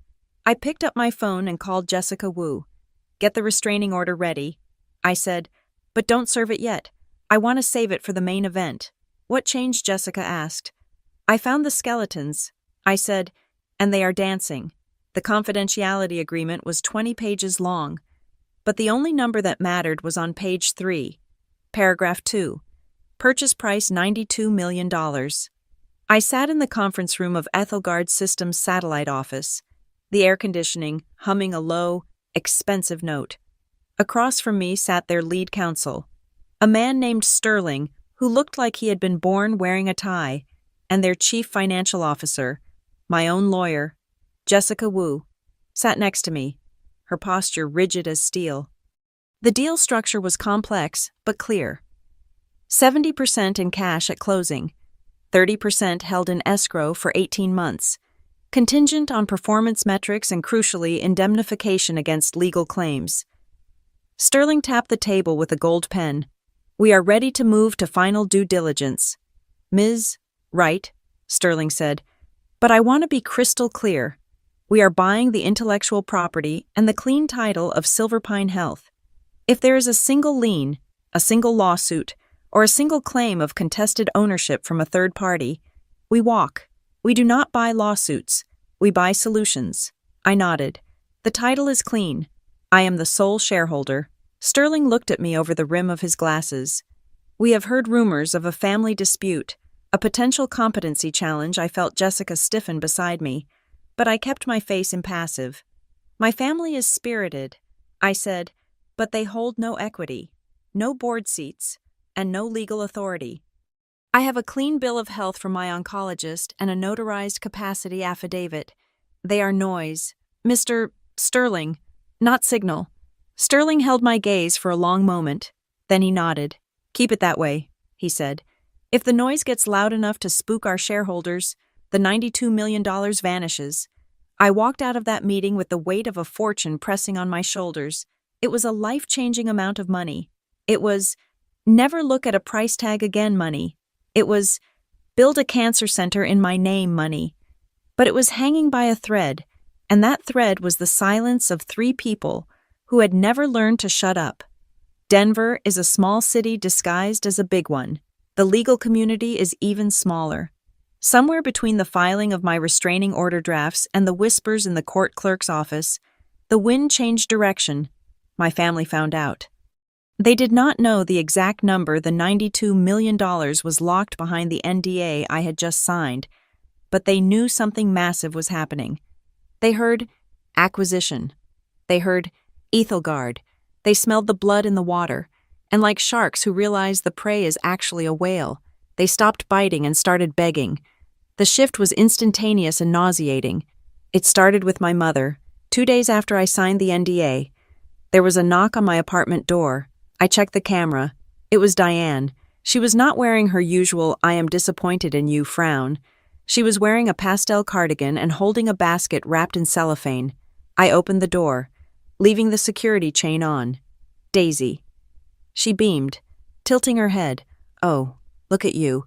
You have some color back in your cheeks. What do you want? Mom, I asked. She pouted. Can't a mother visit her daughter? I brought you those organic teas you like. And a candle. It is lavender. Good for relaxation. I undid the chain. I wanted to see this performance up close. She swept into the apartment, her eyes immediately darting around the room. She was not looking at me. She was looking at the furniture, the laptop on the table, the stack of legal files. She was appraising the environment, trying to calculate how much I was worth. It is so cozy in here, she said, touching the edge of my IKEA sofa with a grimace. But you know, with everything going on, you really should look at those condos in Cherry Creek, the ones with the doormen. Security is so important for a woman of your status. Status. A week ago, I was a drug-addled liability. Now I had status. I am fine here. I said. Diane turned to me, her eyes filling with those practiced tears. Daisy, about dinner the other night, we were just so stressed. We handled it poorly. We just want to be part of your life. We want to be a family again. I watched her. I saw the greed dancing behind her wet lashes. You want to be part of the life, or part of the deal, I asked. She laughed. A nervous, tinkling sound. Oh, don't be silly. Business is business, but family is forever. Your father, he has so much experience. Daisy, he is worried you are going to get eaten alive by these corporate types. He just wants to help you navigate the waters. I bet he does. I said. She left the basket. I threw it in the trash the moment the door clicked shut. I did not trust anything she gave me not to be poisoned. Then came the call from Richard. He did not apologize. Richard Wright did not apologize. He pivoted. Daisy. He boomed into the phone, bypassing a greeting. I ran into Bob Henderson at the club. He mentioned he saw you walking into the Ethelgard offices. Big players. I said nothing. Listen, he continued, his voice dropping to a conspiratorial whisper. If you are selling, you need a strategy. You need a tax shelter. You need to structure the payout so the IRS doesn't take half. I have been looking into some trust structures. If you bring me on as a strategic advisor unofficially, of course I can minimize your exposure. We can keep the money in the family ecosystem. The family ecosystem. That was his new word for his pocket. I have a CFO. Dad, I said, and a tax attorney. They are employees. Daisy, he snapped, his patience fraying. They don't care about your legacy. I am your father. I built the foundation you are standing on. It is only right that the family participates in the success. We supported you through the lean years. The lean years. He meant the years I was self-sufficient before the cancer, because during the cancer, their support was a text message and a stolen fund. I am busy. Dad, I said, I have to go. I hung up before he could start yelling. But the most dangerous approach came from Tyler. Tyler knew the law. He knew that if he pushed too hard, I would drop the restraining order and the employment contract leak. So he played a different card, the bargaining chip. He requested a meeting at a neutral coffee shop. I agreed, mostly because I needed to see what he was holding. He looked tired. The dark circles under his eyes were real this time. He was terrified about the Omni Health leak, even though he didn't know I was the one holding the smoking gun. He bought me a coffee. He didn't buy one for himself. Okay. Days, he said, keeping his voice low. Let us cut the crap. I am listening. I said, I know you are closing a deal, he said, and I know you are holding something over me regarding the Omni Health thing. I don't know what you have, but I know you are dangerous right now. I sipped my coffee. I am just a sick girl. Tyler, remember. He winced. Okay, low blow. Look, here's the offer. You want the fundraising money back? You want the books cleared? I want what is mine. I said, I can make that happen. He said, I can transfer the full $25,000 back to you today. I will sign a statement saying it was a misunderstanding. I will clear your name with the church ladies. And in exchange I asked, he leaned in, I want a seat at the table, not a board seat, just a legal advisory role on the acquisition. Put my name on the deal sheet. Give me a point, just 1% as a finder's fee for early strategic counsel. I almost laughed. 1% of 92 million was $920,000. He wanted almost $1 million in exchange for returning the 25,000 he had stolen. And why would I do that, I asked. Because if you don't, he said, his voice hard, I will keep the fundraising money in limbo. I will drag out the investigation. And when Ethelgard does their background check on you, they will find an open fraud investigation involving your family. They hate mess, Daisy. An open investigation involving the CEO's brother, that is a red flag. He was blackmailing me with his own crime. It was almost impressive in its audacity. I looked at him. I needed to see the cards. Send me the statements. I said, what the bank statements for the fundraising account. I said, send me the full history. If the money is all there, and you have just been holding it, prove it. If I see the money is safe, maybe I will consider your role. He hesitated, just for a fraction of a second. His eyes darted to the left. Okay, he said. I will email them to you. He pulled out his phone and tapped for a minute. Sent. I checked my email on my phone. The PDF attachment was there. I opened it. It was a statement from First National Bank. It showed a balance of $24,800. But I scrolled down. The transaction history was odd. Page 1 went from January 1st to January 15th. Page 3 started on February 1st. Where is page 2, I asked. Tyler shrugged. Must be a scanning error. But you see the balance, right? The money is there. I looked closer at the balance summary on page 3. Opening balance $12,400. Wait, if the balance on January 15th was $24,000, how was the opening balance on February 1st only $12,000? He had moved money out and then moved it back in.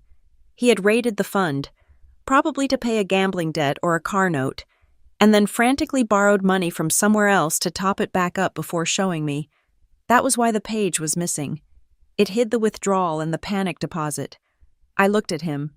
He was sweating. I will think about it. Tyler, I said. I stood up and walked out. I went straight to Mrs. Gallagher's apartment. She was knitting something that looked like a very long, very purple scarf. I sat on her floral armchair and told her everything. The deal, the 92 million, the parents' sudden affection, Tyler's blackmail and the missing page. I should just hand the evidence to the police now. I said, I should burn them down before the deal closes. Mrs. Gallagher stopped knitting. She looked at me over her spectacles. Daisy, she said, if you go to the police now, it becomes a public fight. Ethelgard will hear the sirens. You lose the deal. So what do? I asked. I let them win, no, she said. You let them lose. She set her knitting down. You have the truth. She said, they have lies, but lies are heavy. Daisy, you have to carry them, eventually. If you make them carry enough lies, they drop them. She leaned forward. Don't prove he stole the money, she said. Don't prove your mother is greedy.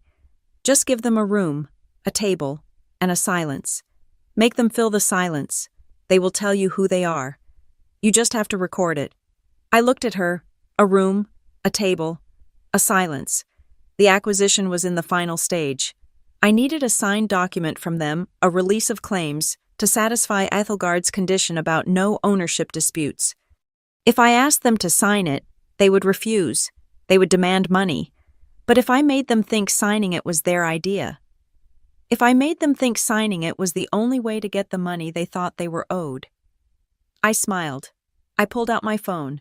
I opened the group chat, which had been dormant since the restaurant disaster. Hey everyone, I typed. I have been thinking. We need to talk. I am tired of the fighting. I want to make things right. Let us meet tomorrow. My treat. I sent it. The bubbles appeared instantly. We are so glad you came to your senses. Honey, my mother wrote. Time and place. Tyler wrote. Let us get this settled. My father wrote. I booked a private conference room at a co-working space downtown. Neutral ground. But I wasn't going to be alone. I called Jessica Wu. I need you to prep a document. I said, it is a family settlement and release agreement. It gives them a payout. Jessica sounded shocked. You are going to pay them. After everything, I am going to put a number on a piece of paper. I said, and I am going to let them fight over it. And while they are fighting, I am going to get exactly what I need. What is the number? She asked. I thought about the missing page in Tyler's statement. I thought about the neurological care caption on my mother's post. Make it big enough to make them drool. I said, and make the terms strict enough to hang them. I hung up. I looked at the text message chain. They thought they were coming to a surrender. They thought they had broken me. They were walking into a room with a tiger, and they were bringing a leash made of paper. Tomorrow, the $92 million secret would sit in the middle of the table, invisible and heavy, and I was going to watch them tear each other apart trying to find it. I chose the daily grind for the meeting. It was a coffee shop on the corner of 16th and Wawata. Specifically chosen for 3 tactical reasons. It was public. It had high-definition security cameras covering every booth, and the acoustics were sharp enough that my phone, recording in my pocket, would pick up a whisper. I arrived 20 minutes early to secure the corner table. I positioned myself facing the door. They arrived together, a united front of beige cashmere and defensive body language. My mother, Diane, was wearing dark sunglasses indoors, playing the part of the beleaguered matriarch. My father, Richard, looked impatient, checking his watch as if he had a board meeting to get to. Tyler brought a briefcase. He always brought a briefcase when he wanted to feel like a lawyer instead of a thief. I did not stand up. I gestured to the empty chairs. Thanks for coming, I said. My mother sighed, sliding into a seat. We are just glad you are ready to stop this nonsense. Daisy. Family should not be sending legal threats to family. I signaled the waiter. 4 black coffees, please. I waited until the waiter left. Then I folded my hands on the table. I want this to be simple, I said. I want to clear the air. But before we talk about the future, I need the truth about the past. Specifically, the fundraising money. Tyler rolled his eyes. We went over this. Days. It is 25 grand. It is sitting in the account. I sent you the statement. I pulled a piece of paper from my bag. It was not the doctored statement he had sent me. It was a printout of the platform's terms of service, with a highlighted section regarding beneficiary identity verification. The platform requires the beneficiary's bank account to match the stated recipient. I said, I never linked my account, which means the money went to the organizer. I slid the paper toward him. The organizer is listed as Tyler J. Right. Tyler waved his hand dismissively. Logistics. I told you. I am holding it as a custodian. Custodian. I repeated. A custodian holds assets for a minor or an incapacitated person. I am neither. My mother reached out, trying to touch my hand. I pulled back. Honey, she said, her voice trembling with that practiced fragility. We did it for you. We were so scared you wouldn't be able to manage the bills. We were protecting you. Protecting me. I said. I pulled out my phone. I tapped the screen. The audio file was short. It was a voicemail Tyler had left me 2 weeks ago, late at night, when he thought I was asleep and vulnerable. Play. Tyler's voice, tinny but unmistakable, filled the space between us. Look, Daisy, just sign the damn POA. I am holding the fundraising cash until you do. You want the money to pay for your meds? You sign the paper giving us control. That is the deal. The silence that followed was louder than the espresso machine grinding beans behind us. Tyler's face went red. That was taken out of context. I was frustrated. My father slammed his hand on the table, not loud enough to cause a scene, but hard enough to rattle the spoons. You are recording us, Richard hissed. You are taping your own family. That is illegal in some states. Actually, Colorado is a one-party consent state. Dad, I said calmly, as long as I am part of the conversation, I can record whatever I want. And I learned it from you. Remember what you told me when I was 16 and got into that fender bender? He who has the evidence lives. I looked at them. So, let us drop the Protection Act. Tyler wasn't protecting the money. He was holding it hostage. Tyler leaned forward, his eyes narrowing. So what? You were being stubborn. We needed leverage to make sure you didn't do something stupid with the family assets. Family assets, I said. You mean the money strangers donated to save my life? I reached into my bag again.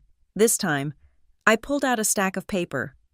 It was the result of the subpoena Jessica Wu had filed against the bank 2 days ago. It was the real transaction history of Tyler's account. Let us look at how you protected the assets. Tyler, I laid the pages out like tarot cards. February 4th, withdrawal. $4,000, payment to BMW Financial Services.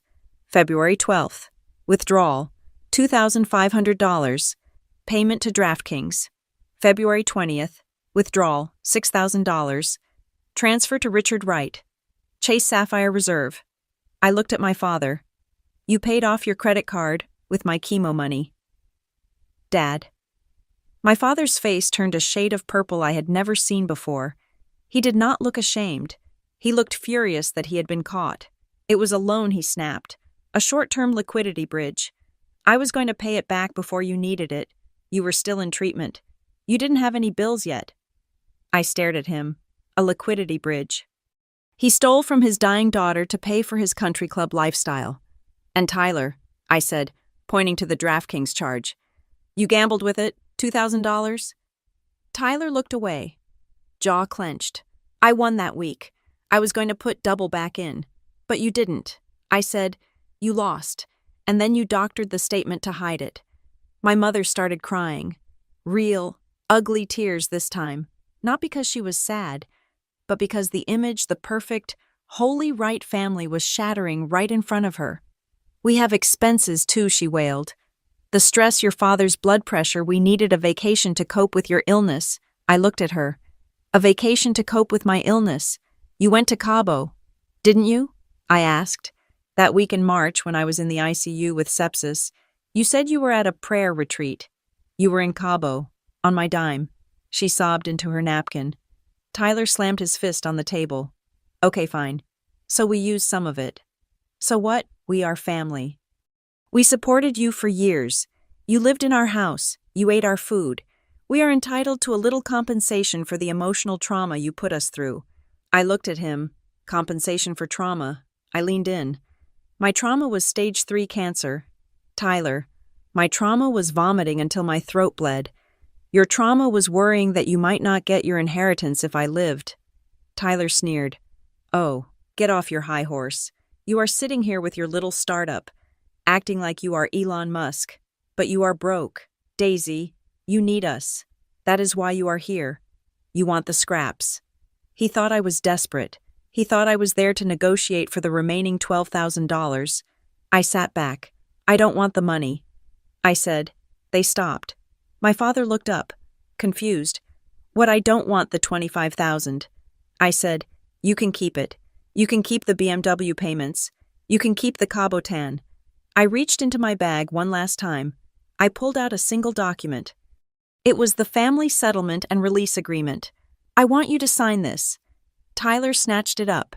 He scanned it with his lawyer eyes. It is a release, he muttered. It waives all claims to Silver Pine Health. It acknowledges that Daisy Wright is the sole owner. It bars us from contacting your investors, your employees, or your clients. And he stopped. And it grants us $50,000. He looked up, eyes wide. $50,000. My father grabbed the paper. $50,000. Where are you getting $50,000? It is a settlement. I said, I am buying you out. I am buying your silence. I am buying your absence. Tyler's eyes narrowed. You don't have 50 grand. Daisy, you are living on ramen. Unless he looked at me. He saw the new coat I was wearing. He saw the calmness in my eyes. The rumors are true. Aren't they? He whispered. The acquisition. Ethelgard. My father froze. Acquisition. Tyler turned to him. There is a deal. A big one. She is selling the company. That is why she needs the release. She needs clean title. My mother stopped crying instantly. She wiped her eyes. Selling, she asked, her voice sharpening. For how much I didn't answer. Tyler did the math in his head. If she is offering $50,000 just to shut us up, the deal must be worth millions. He dropped the paper. No, Tyler said. No deal. 50,000 is insults. If you're selling for millions, we want a cut. A real cut. 10%. 10%. I laughed. You want equity for what? For stealing from me. For being your family, my father shouted. People were staring now. But he didn't care. The smell of money had driven him mad. We are the reason you are who you are. If you sell, we deserve a share. We deserve a dividend. My mother nodded vigorously. It is only fair. Daisy, we suffered too. If this company is successful, it is because we raised you to be smart. That is our investment maturity. I looked at them. They were vultures. They would pick the bones clean if I let them. I picked up my coffee. It was cold. There is no 10%. I said, there is 50,000. Take it or leave it. Tyler laughed. A cruel, barking sound. Or what, you are going to sue us. Go ahead. Drag it out. We will counter-sue for emotional distress. We will file an injunction against the sale claiming mental incapacity. We will tie this up in court for years. Ethelgard won't wait years. Daisy, they will walk away next week if they smell a lawsuit. He leaned across the table. You need this signature. Sis, and it is going to cost you a hell of a lot more than 50 grand. I looked at him. He was right about one thing. Ethelgard would walk. But he was wrong about the leverage. I looked at my watch. You are right, Tyler, I said softly. The deal is fragile. If there is a dispute, Ethelgard walks. I paused. And if they walk, the company is worth zero. I looked him dead in the eye. I am not here to save the deal. Tyler, I am here to tell you that I am prepared to kill it. Tyler blinked. What if you don't sign that paper today? I said, I will call Sterling at Ethelgard. I will tell him that my family is launching a frivolous lawsuit claiming ownership. I will tell him to withdraw the offer. My father gasped. You wouldn't. That is millions of dollars. You would burn it. Watch me, I said. I would rather see that company go to zero than give you a single cent more than this settlement. I will tank the deal. I will dissolve the corporation. I will go back to being a project manager at Crown Line and live in my one-bedroom apartment. And you, I pointed at Tyler, you will have nothing. No 10%, no payout. And I pulled out the manila envelope with the Omni Health contract leak, and I will send this to your managing partner. Tyler saw the Omni Health logo peeking out. His face went gray. You have that? I have everything. I said. I stood up. $50,000. That covers the 25 you stole, plus 25 for your trouble. It is a gift. I placed a pen on the document. If that paper isn't signed in 5 minutes, I walk out, I call Ethelgard, and I burn the whole thing down. And then I mail this envelope. I waited. My father looked at the money. My mother looked at the money. Tyler looked at the envelope that contained the end of his career. They looked at each other. The greed was warring with the fear, but the fear of losing everything, the fear of the zero, was stronger. My father picked up the pen. His hand was shaking. You are a cold bitch, Daisy, he whispered. I learned from the best. Dad, I said. He signed. My mother signed, weeping softly about how I had changed. Tyler signed last. He didn't look at me. He looked at the envelope in my hand. I took the document. I checked the signatures.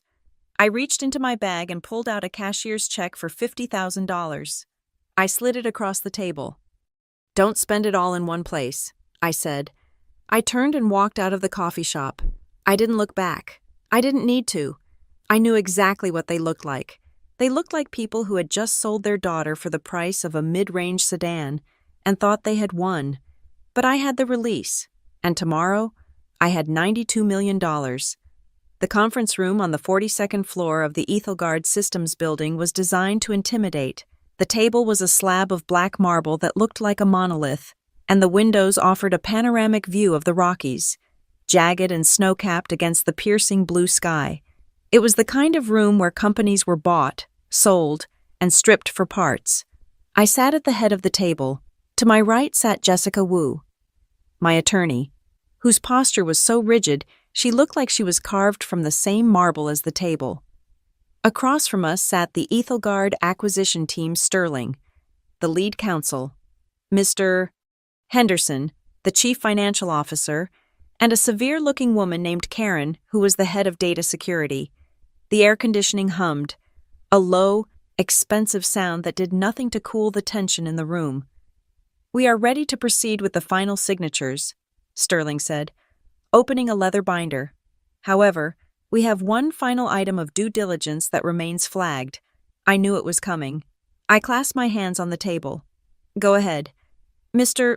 Sterling, we received another communication this morning. Sterling said.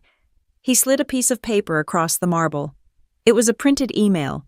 It is anonymous, but it claims that there is a pending competency hearing regarding the CEO of Silver Pine Health and that the family holds a controlling interest through a constructive trust. He looked at me over the rim of his glasses. Ms. Wright, we cannot close a $92 million deal if there is a risk that a judge will overturn it next week, because your family claims you were mentally unfit to sign. Our shareholders will not tolerate that level of exposure.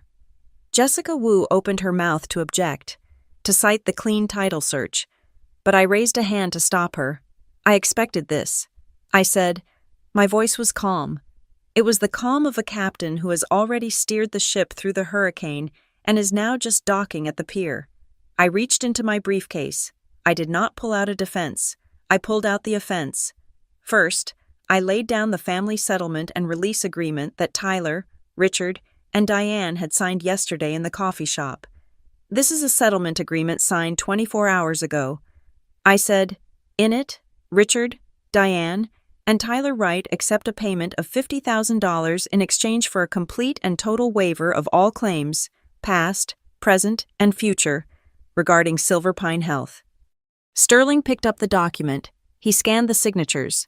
They accepted a cash settlement, Sterling asked, his eyebrows raising. Yes, I said, but ask yourself, Mr. Sterling, if they truly believed I was mentally incompetent, if they truly believed I needed a guardian for my own safety, would they have signed a document taking a cash payout and walking away? Or would they have fought for custody? I let the question hang there. They took the money. I continued, which proves that their concern was never about my health. It was about their liquidity. This document proves that their previous claims of my incapacity were nothing more than a negotiation tactic to extract value. It proves malice. Mr. Sterling, not concern. I reached into the briefcase again. Second, I laid down a notarized affidavit from Dr. Aris, my primary oncologist, and Dr. Levinson, a forensic psychiatrist I had hired independently 3 days ago. This is a certificate of capacity, dated this morning. It states that I am of sound mind, fully cognizant, and free of any narcotic influence that would impair judgment. I placed it on top of the settlement agreement. And third, I said, laying down the final piece of paper, this is the police report number and the fraud investigation case number filed with the crowdfunding platform regarding the misappropriation of charitable funds by Tyler Wright. The room went silent. You filed a police report, Henderson, the CFO asked. Against your brother, I looked him in the eye. I filed it yesterday afternoon, immediately after they signed the release. This demonstrates that the individuals making these anonymous complaints against me are currently under investigation for financial fraud. Their credibility is zero. This is not an ownership dispute. Gentlemen, this is an extortion attempt by bad actors who are panicking because their revenue stream has been cut off. Sterling looked at the documents. He looked at the signatures on the settlement. He looked at the fraud case number. He closed his eyes for a second, processing the shift. He was a lawyer. He understood leverage.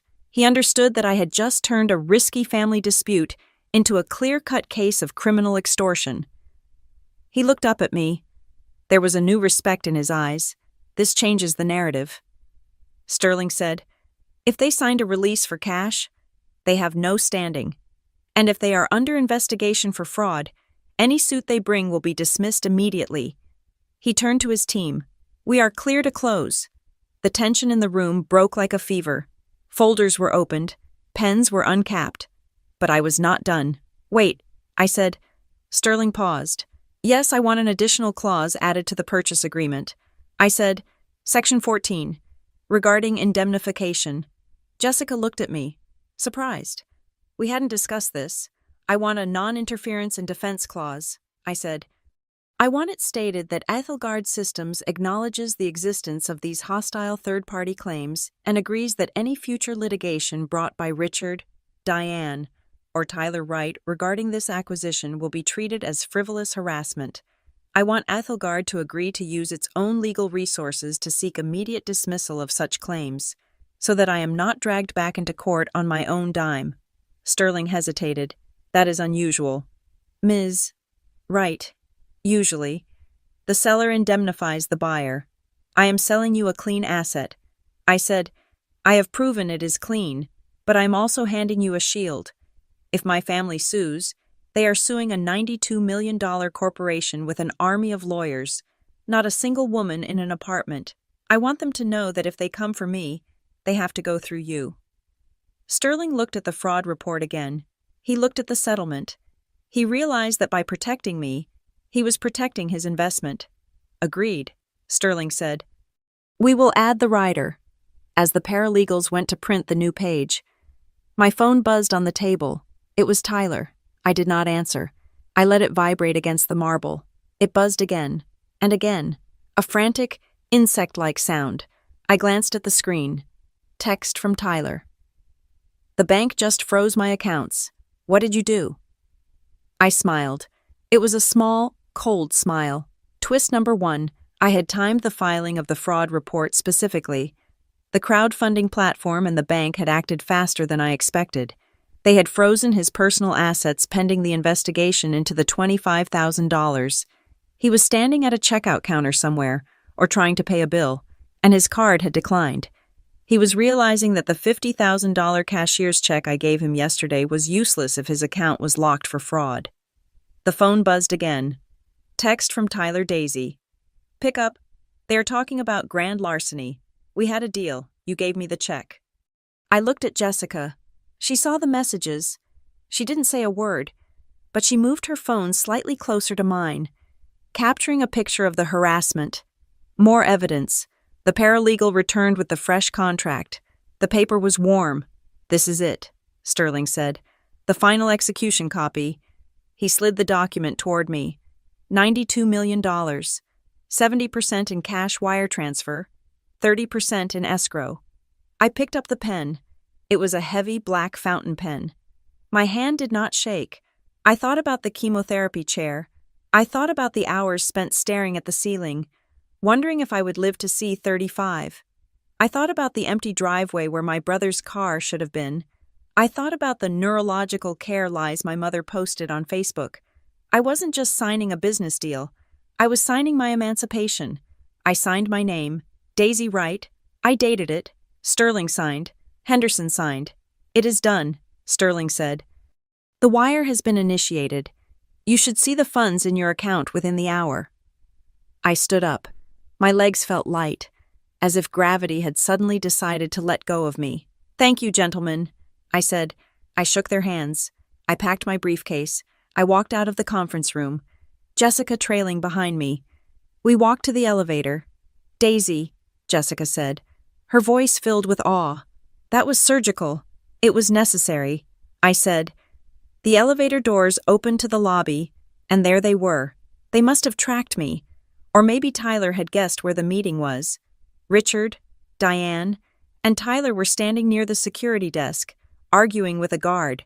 They looked disheveled, frantic. Tyler was pale, sweating profusely. My mother looked like her makeup had been applied in a moving car. They saw me, Daisy, Tyler shouted. He tried to push past the guard. Daisy, you have to call the bank. You have to tell them it was a mistake. I walked toward them. I did not stop. I did not slow down. My father stepped in front of me. You ungrateful little traitor, he hissed. You reported him after we signed your little peace treaty. We had a deal. You paid us to go away. I stopped. I looked at him. I paid you to settle the claims against the company. Dad, I said, I never said I would absolve you of the crimes you committed against the donors. Tyler lunged, but the security guard held him back. You set us up. Tyler screamed. You gave us the $50,000 just to get the signature. Knowing the feds would freeze it, I looked at Tyler. I told you, Tyler. I learned from the best. I reached into my bag and pulled out 3 envelopes. I had prepared them with Jessica the night before. I handed one to Richard, one to Diane, one to Tyler. "What is this?" my mother asked, her voice trembling. "These are formal cease and desist letters from Ethelgard Systems," I said. "As of 10 minutes ago, Silverpine Health is their property. The contract I just signed contains a specific clause. If you attempt to contact the company, claim ownership, or disparage the leadership, Ethelgard's legal team will sue you for damages, and since the company is now valued at $92 million, the damages will be substantial." "92 million," my father whispered. The number hit him like a physical blow. He staggered back. "You sold it for 92 million, I nodded. "And you got nothing," I said. My mother let out a wail. "Daisy, how could you? We are your family. That money belongs to all of us. We suffered with you." I stepped closer to her. I invaded her personal space. "You didn't suffer." "Mom," I said, "you posted. You monetized. You used my cancer as a content strategy for your social climbing." I looked at my father. "And you?" "Dad, you told me not to drag the house down. You told me not to make the family a relief project." I pointed to the glass doors of the building. "Well, good news. I am not a project anymore, and I am definitely not dragging you down, because I am cutting the rope." "Daisy, please," Tyler begged. "The fraud charge, it will ruin my career.